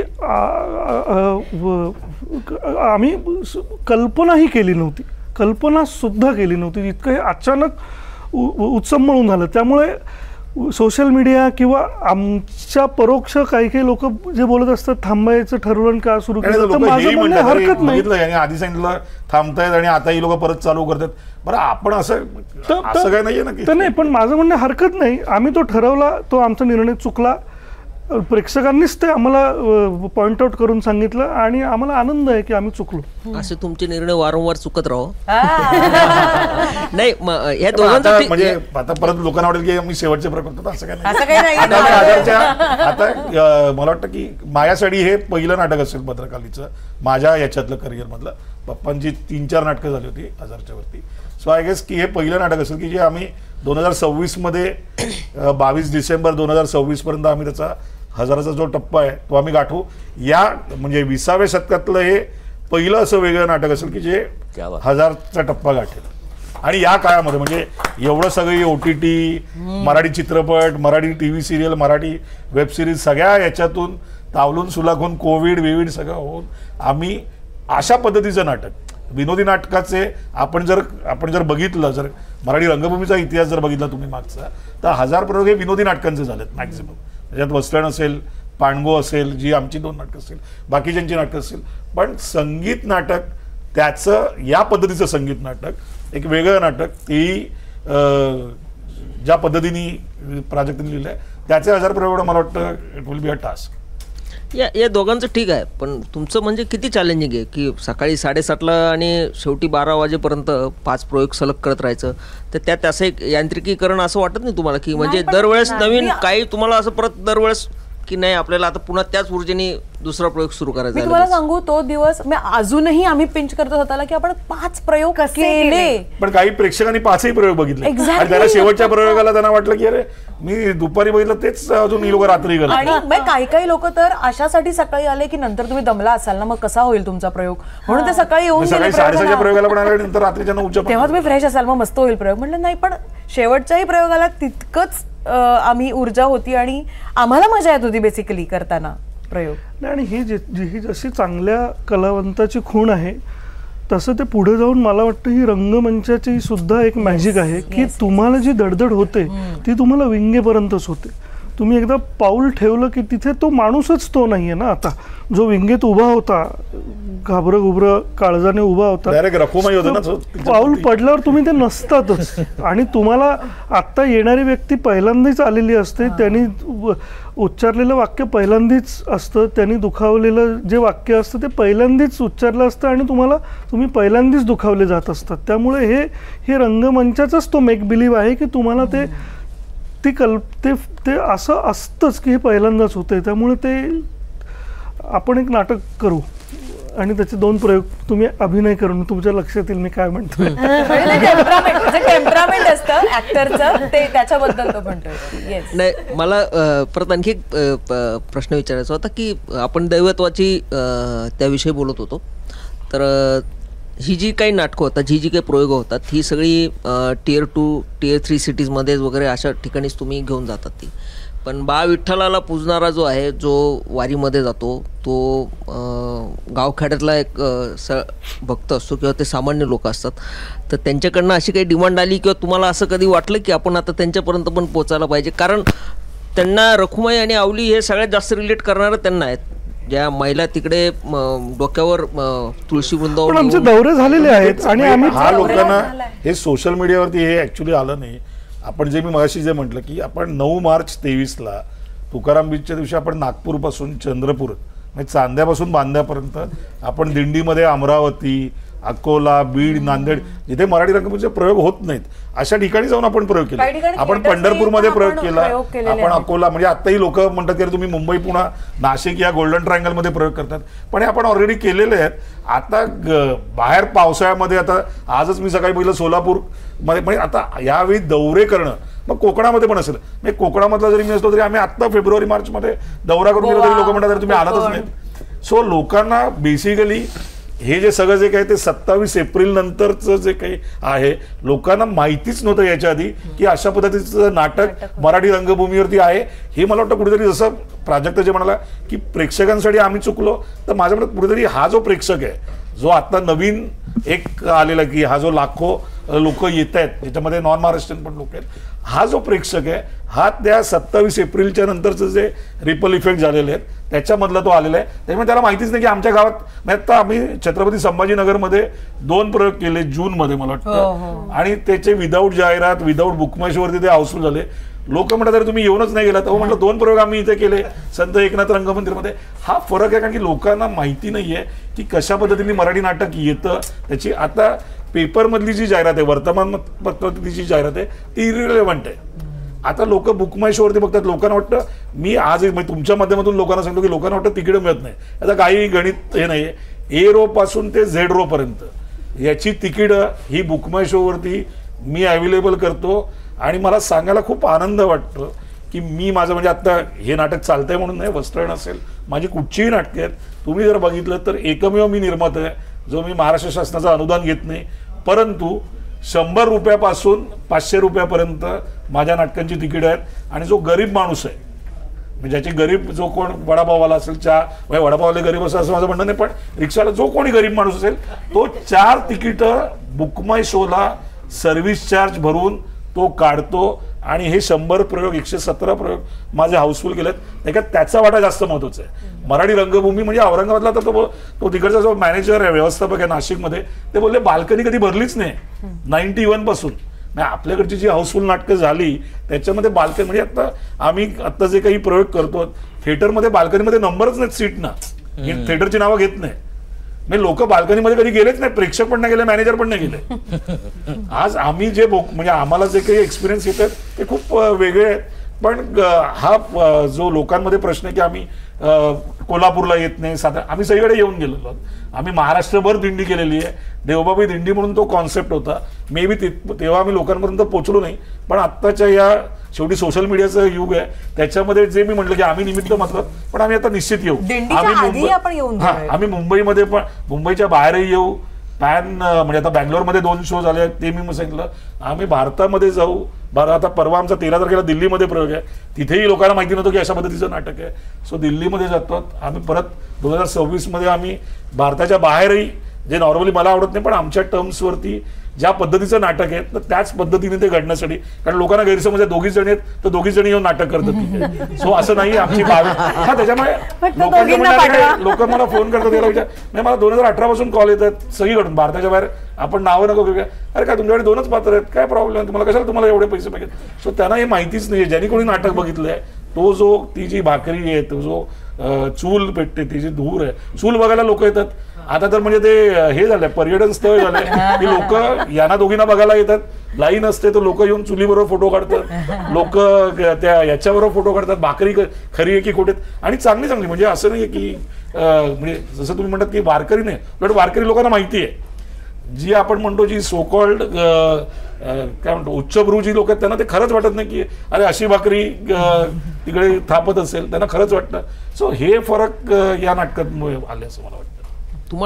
तुम्हाला असं कधी अनुभव आला की म्हणजे ठीक आहे अभिनय, तुम्ही अभिनयाला दाद देण्यासाठी लोक नंतर येऊन भेटतात, किंवा मी पत्नीशी कसा वागलो किंवा काय ते सांगायला तुम्हाला लोक येतात, पण तुम्हाला असं रखुमाई म्हणून कुणीतरी भेटायला येतं किंवा अवली म्हणून कुणीतरी भेटायला येतंय, आणि तसे कुठले प्रसंग आहेत. आणि आम्ही सांगतो उलट लोकांना की तुम्ही चपला काढू नका, तुम्ही पाया पडू नका, नाही तर फोटो काढायला देणार मुद्दा होता, कारण ते नाटकच नाही. मी सांगतो ते नाटक नाहीये ना.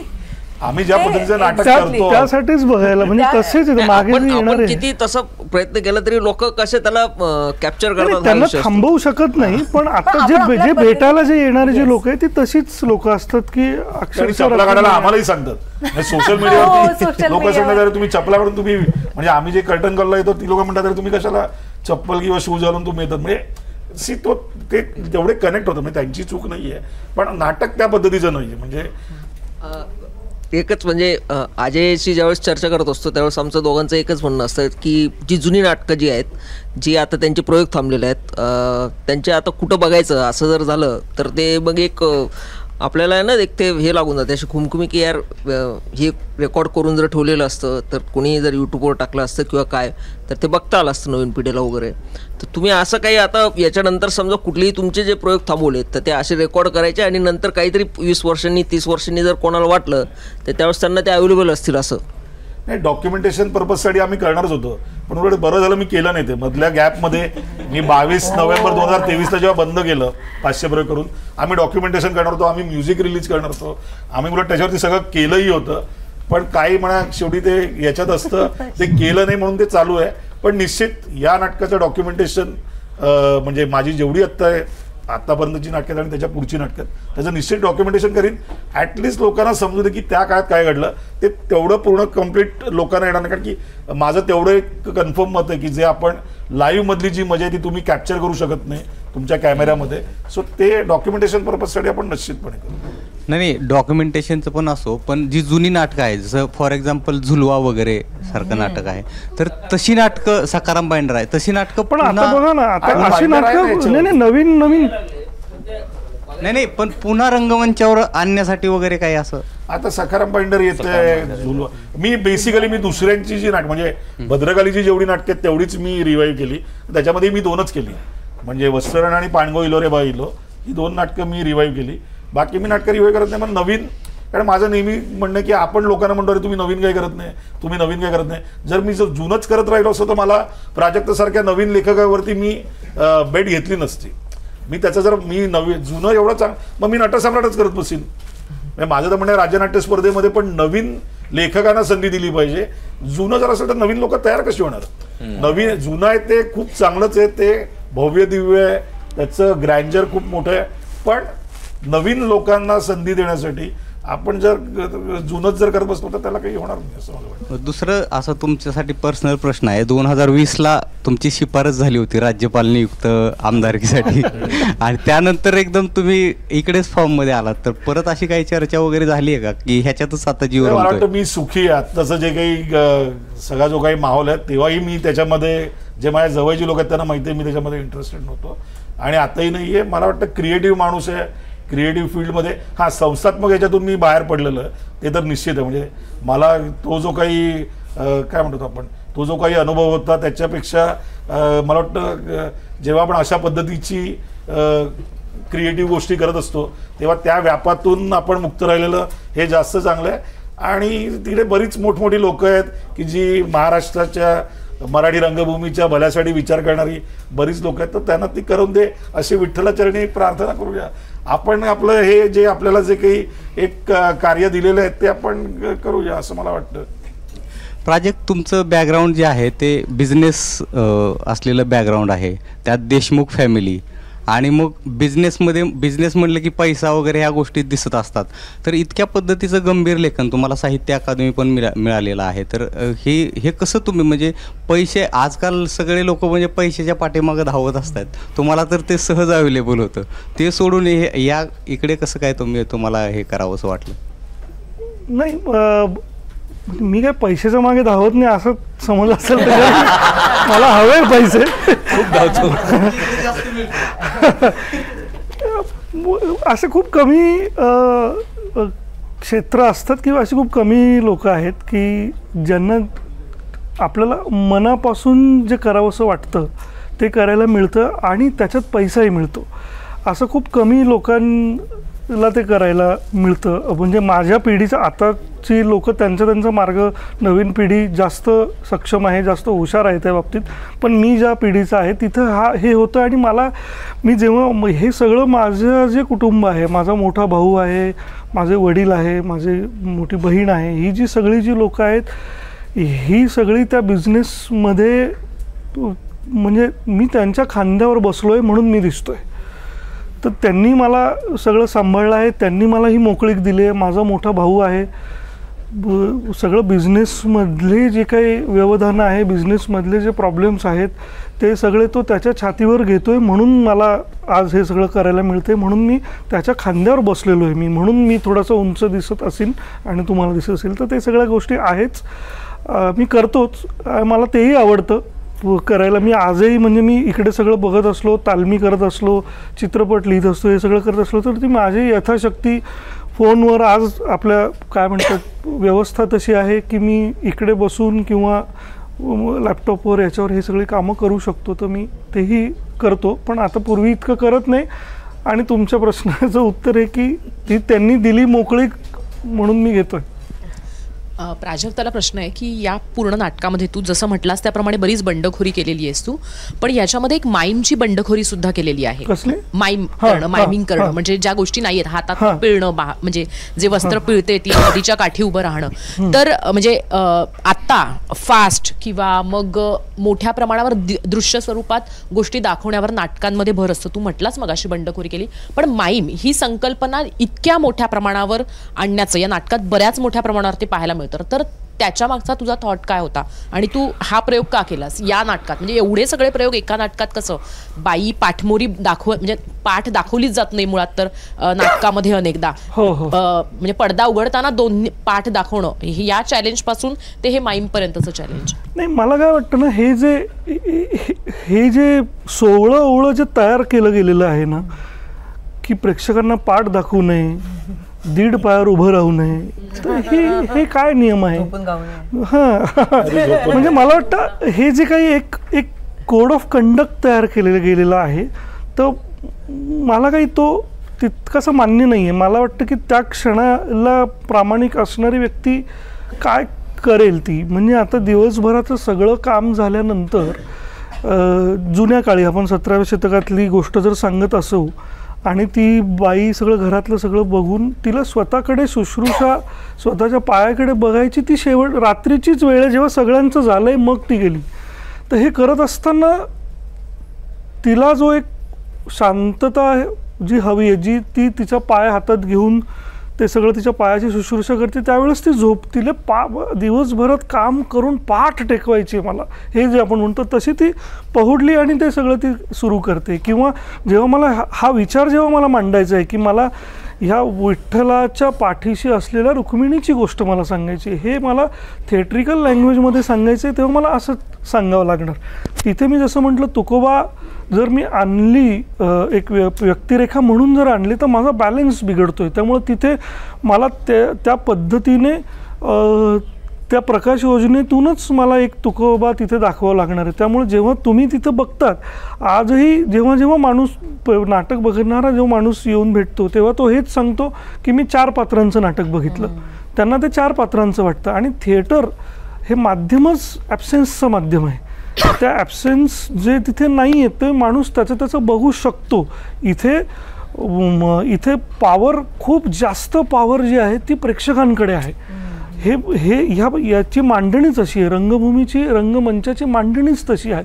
त्यामुळे ही जी काही बंडखोरी जे तुम्ही म्हणताय ती म्हणजे मी केली, म्हणजे मला ती मुभा मिळाली आहे. ती थिएटरमध्ये अंगभूत ते आहे. मी काही वेगळेपणाने केलं नाही. आपण कितीतरी जे फार्स जे बघतो आपण की ते दोघंजणं म्हणजे बाबूराव येतात आणि ते गावाकडे, साताऱ्याच्या गावाकडे असतात आणि ते म्हणतात चल आपण मुंबईला जाऊ, आणि ते तिथल्या तिथे गिरकी करतात आणि बाबा केवढ्या ह्या बिल्डिंगा, तर आपण तिथल्या तिथे मुंबईला आलेलो असतो. तर ही this is the sheer power of रंगभूमी. नाटकाची ही ताकद आहे. त्यामुळे हे मला असं वाटतं की मधल्या काळात तुम्ही म्हणताय की खूप मोठं, हे कदाचित मधल्या काळात ते तेवढं बघितलं गेलं नसेल, खूप रिअलिस्टिक नाटकं आली असतील म्हणून ते तसं नसेल, पण इथे त्या कथानकाची गरज होती म्हणून मी तसं केलं. कथानकाचा उल्लेख केलास तू, जुनीच गोष्ट आहे, पण या जुन्या गोष्टामध्ये म्हणजे जे लेखक आहेत ते म्हणतात की मला याच्यामध्ये जम दिसला, नाटकाचा जम दिसला, चित्रपटाचा जम दिसला, तर तुला याच्यामध्ये स्त्रीच्या भावविश्व दाखवण्यासाठीची एक सशक्त कथा अशी दिसली की तुला ऑलरेडी असं वाटत होतं की म्हणजे नवीन गोष्ट घेऊन कोणीही समोर जात असतो, पण तू एक जुनीच गोष्ट घेऊन स्त्रीचं भावविश्व दाखवण्याचा प्रयत्न केलेला आहे, अध्यात्मा अधिक, म्हणजे जे तू बोलतो आहेस किंवा जे ते नाटकात दिसत आहे त्याच्यानुसार. तर असा म्हणजे स्त्रीचा भावविश्व दाखवण्यासाठी तुला ही कथा अधिक सशक्त वाटली की इतर कुठली गोष्ट होती ज्याच्यामुळे तुला हीच कथा नाटक म्हणून सादर करावीशी वाटली?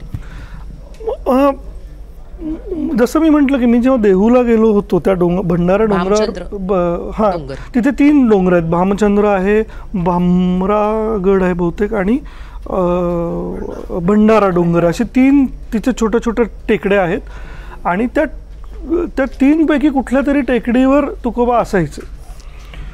म्हणजे हे सगळे लेजंड्स आहे, हे सगळे मौखिक तिथे सांगितलं जातं. तर मी जेव्हा तिथं गेलो होतो, मी जेव्हा भंडाऱ्यावर गेलो तेव्हा मला असं झालं की आता जर इथे नसतील तर ती दुसऱ्या डोंगरावर जाऊन तिथं शोधणार, आणि तिथंही नसेल तर तिला तिसऱ्या याच्यावर जावं लागणार. म्हणजे केवढी फरफट आहे त्यात. परत जर आपण त्यांचं हे बघितलं, त्यांना किती मुलं होती, काय होती, हा सगळा हे जर बघितलं तर याची शक्यता खूप जास्त आहे की ती काही वेळेस अशी शक्यता आहे की त्यांना शोधण्यासाठी जेव्हा ती गेली असेल तेव्हा ती पोटुशी असेल. सो ह्या सगळ्या शक्यता जेव्हा, जसं मी म्हटलं की जेव्हा ज्या व्यक्तीला, म्हणजे याच्यामध्ये असं एक हे आहे की ज्या व्यक्तीला जिथं जायचं नाही आहे तिथं जेव्हा तुम्ही तिला घेऊन जातात तेव्हा ड्रामा सुरू होतो.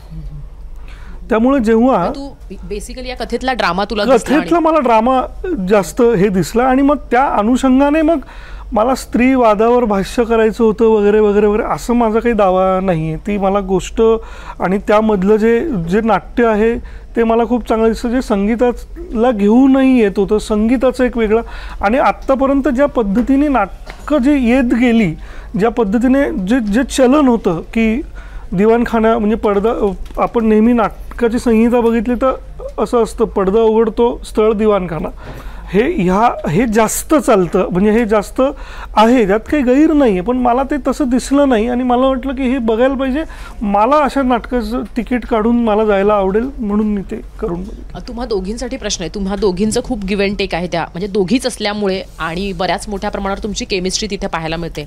पण टायमिंगच्या बद्दल बोलायचं झालं तर कधी असं झालंय का की टायमिंग चुकलंय पण सावरून घेतलंय, म्हणजे प्रेक्षकांना लक्षात येत नाही असा कुठला किस्सा, आणि म्हणजे कसं झालं असेल किंवा कधी झालं होतं, तर ते थोडंसं इंटरेस्टिंग. असं दिग्दर्शक म्हणून ते न कळलेलं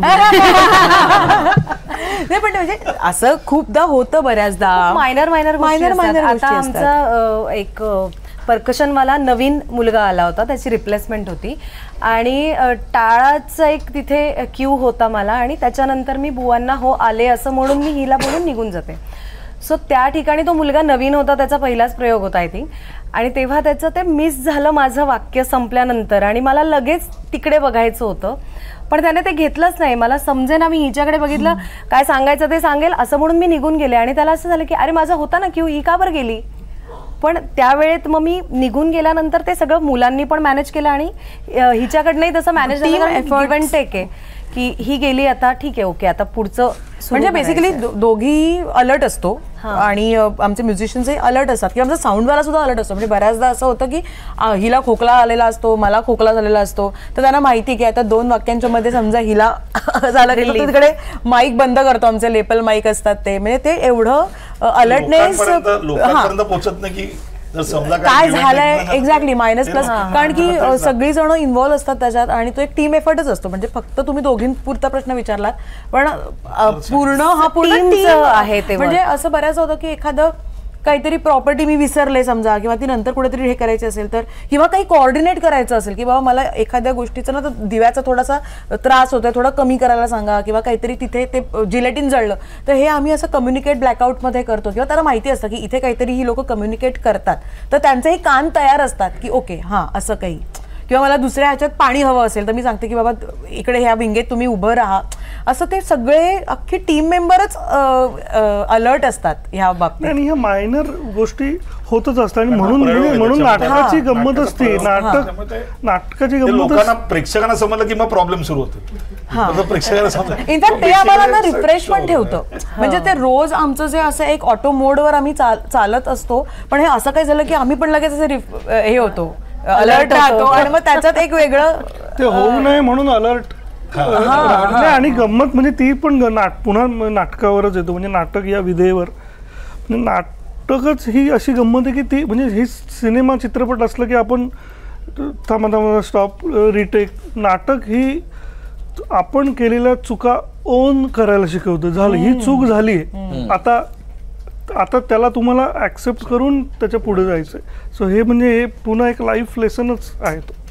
दोघी म्हणजे 2 स्त्रिया आवली आणि रुक्मिणी, तर दोघींच्या बद्दल म्हणजे हे कॅरेक्टर करत असताना तुम्हा दोघींना काय वाटलं? तुम्ही भेटला नाही आहात पण या माध्यमातून तुम्ही अनेकदा भेट झाल्यासारखीच गोष्ट आहे ती, समजून घेतलं आहे दोन्ही त्या स्त्रियांना त्यावेळेच्या, आणि बरंच कमी लिहिलेलं आहे. रुक्मिणीबद्दल पण बरंच कमी लिहिलेलं आहे लोकांनी आणि आवलीबद्दल पण जेव्हा जेव्हा तुम्ही म्हणजे दररोजच भेटताय तुम्ही या नाटकाच्या निमित्तानं, तर तुम्हाला या स्त्रियांमधलं काय असं वेगळेपण वाटतं?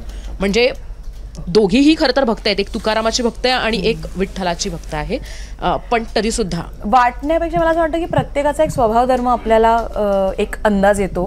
तर मला असं वाटतं की Rukmini is all about detachment किंवा हे तिचे लाईफ लेसन्स असतील, आणि ते मला पोर्ट्रे करताना खूपदा जाणवतं की डिटॅच राहून तुम्ही मार्गक्रमणा करा. असं म्हणजे रंग माझा वेगळा, रंगुनी रंगात साऱ्या.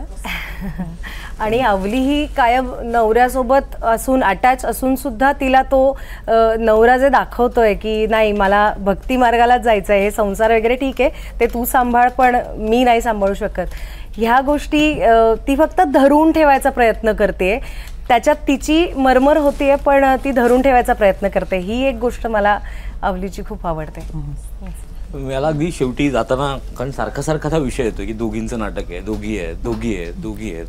मला लायटर नोडला हे प्रश्न विचारायचा की 2 मुली असून सुद्धा 675 प्रयोग भांडणं नाही झाले, मतभेद होतात, नाहीतर तो जागतिक विक्रम अजून एक झाला असता.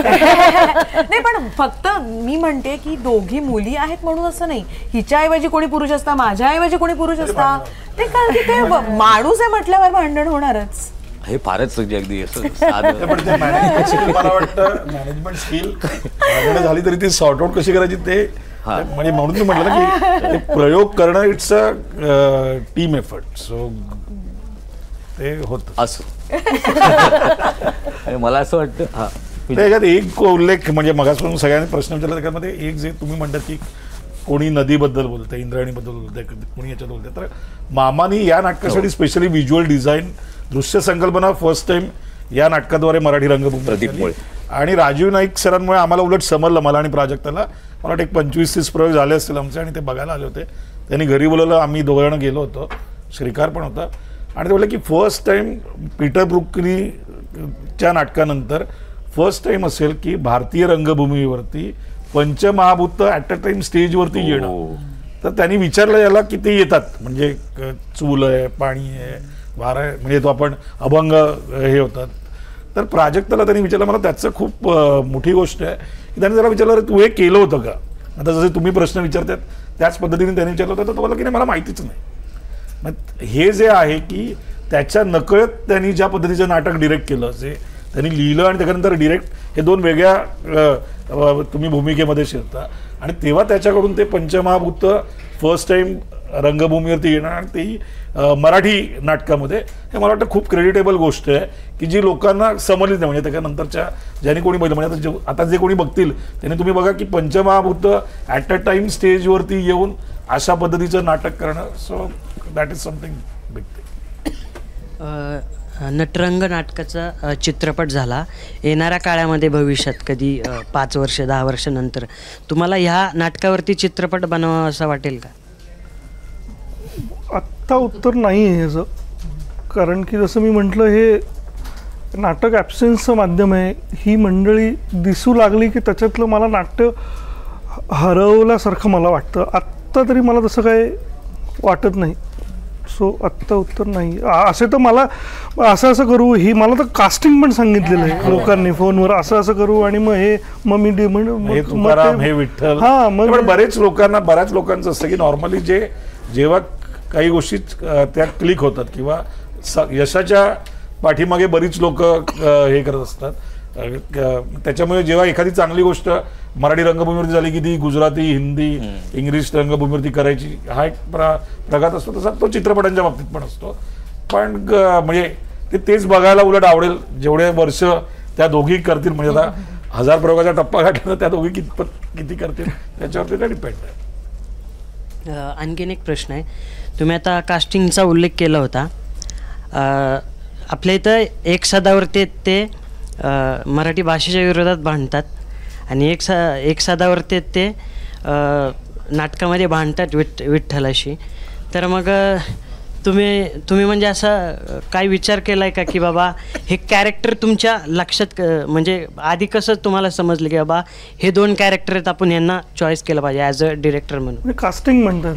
हां, कास्टिंग शुभांगी जी होती ती एकांकिका जेव्हा आम्ही केली होती तेव्हा ती त्या एकांकिकेमध्ये तिला कास्ट केलं होतं. याचं संगीत दिग्दर्शक जो आहे आनंद ओक, जसं ही म्हटली की ही पूर्वी गात असायची, तर त्याच्या काही गाण्यांमध्ये त्याच्या किंवा काही ॲडव्हर्टाईजमध्ये तिने प्लेबॅक केलेलं होतं. सो जेव्हा आम्ही शोधत होतो तेव्हा त्यांनी तिचं नाव सुचवलं. मग आम्ही मी जे नाटकाचा मगाशी उल्लेख केला त्या नाटकात ती एक छोटंसं गाणं गाऊन गेली होती अफू नावाच्या नाटकामध्ये.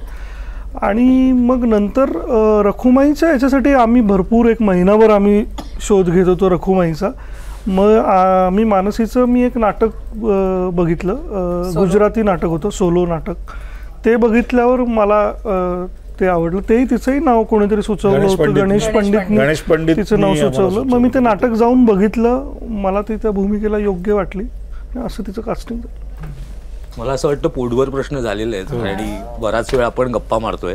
आणि जसं तू म्हणालास की ती चुकांमधनं खूप काही गोष्टी शिकल्या या नाटकाच्या अनुषंगाने, त्याच्यामुळे ही चूक आत्ता नको सिनेमाची, हे नाटकच राहू द्या. आणि हे नाटक जोपर्यंत लोकांना आवडतंय आणि लोक बघायला येतात, प्रेमाने बघायला येतात, तोपर्यंत हे नाटकच राहावं. 1000 प्रयोग लवकरात लवकर पूर्ण व्हावेत ही पण सगळ्यांना येते. पण ह्याच्या मागे म्हणजे मला ह्यांना आधी धन्यवाद देण्याच्या आधी या नाटकाच्या मागे जी लोक आहेत त्यांच्याबद्दल पण सांगायचं आहे. कारण मी या नाटकाला फार जवळून बघितलेलं आहे. त्याच्यामध्ये जी श्रीकार कुलकर्णीसारखी मंडळी आहेत किंवा अजित सरंबळेकरसारखी मंडळी आहेत किंवा या अमित पाध्ये असतील, ही सगळी जी मंडळी आहेत बॅकस्टेज आर्टिस्ट आहेत, ह्यांच्यामुळे हे नाटक फार मोठं झालेलं आहे असं मला वाटतं. आणि त्याच्यामुळे संगीत देवबाबळीला आज जे कौतुक मिळत आहे ना, हे सगळं कलेक्टिव्ह हा जो काही लोकांचा समूह आहे आणि तो येऊन हे नाटक सादर करतोय, ही कला सादर करतोय, तर मला असं वाटतं की अशा नाटकांना आपणच एक प्रेक्षक म्हणून संजीवनी दिली पाहिजे, त्यांच्याकडे जायला पाहिजे, त्यांना पाहायला पाहिजे. आणि प्राजक्तसारखे जे लेखक, दिग्दर्शक किंवा ही मंडळी जी अभिनेत्री अभिनेते म्हणून जे आत्ता रंगमंचावरती येत आहेत, त्यांचं काम आपण बघितलं पाहिजे. हेच मला असं वाटतं या चावडीमधनं आम्हाला सुद्धा हे सांगायचं होतं. आणि म्हणूनच आम्ही संगीत देवबाभळी सारखं नाटक आज आम्ही चावडीवरती याच्यासाठी आणलं की हे लोकांना कळू दे की ह्याच्यामागे किती कष्ट आहेत, ह्याच्यामागे किती काय काय करावं लागतं. आणि हे आपण आत्ता ह्यांच्याकडनं गेले तासभर 1.5 तास ऐकतोय, तेव्हा तुम्ही जरा कुठे थांबलेले असाल, कुठे तुम्हाला राहिलं असेल, तुम्हाला असं वाटत असेल की ए रोजची तिकीटं बुक माय शोवरती मिळत नाहीत, तर ती मिळतात असं प्रसाद कांबळेंनी सांगितलेलं आहे. त्यामुळे वेळ दवडू नका, संगीत देवबाभळी बघा. त्याच्यापेक्षा अजून मराठी नाटकंसुद्धा रंगमंचावर येत आहेत, तीसुद्धा बघा. ही मराठी रंगभूमी समृद्ध करा असंच मला वाटतं. आणि या चावडीबद्दल, या लोकांच्या विचारांबद्दल तुम्हाला जर काही मांडायचं असेल तर कमेंट बॉक्समध्ये नक्की मांडा. आणि बाकीच्या सगळ्या घडामोडींसाठी पाहत राहा मुंबईत.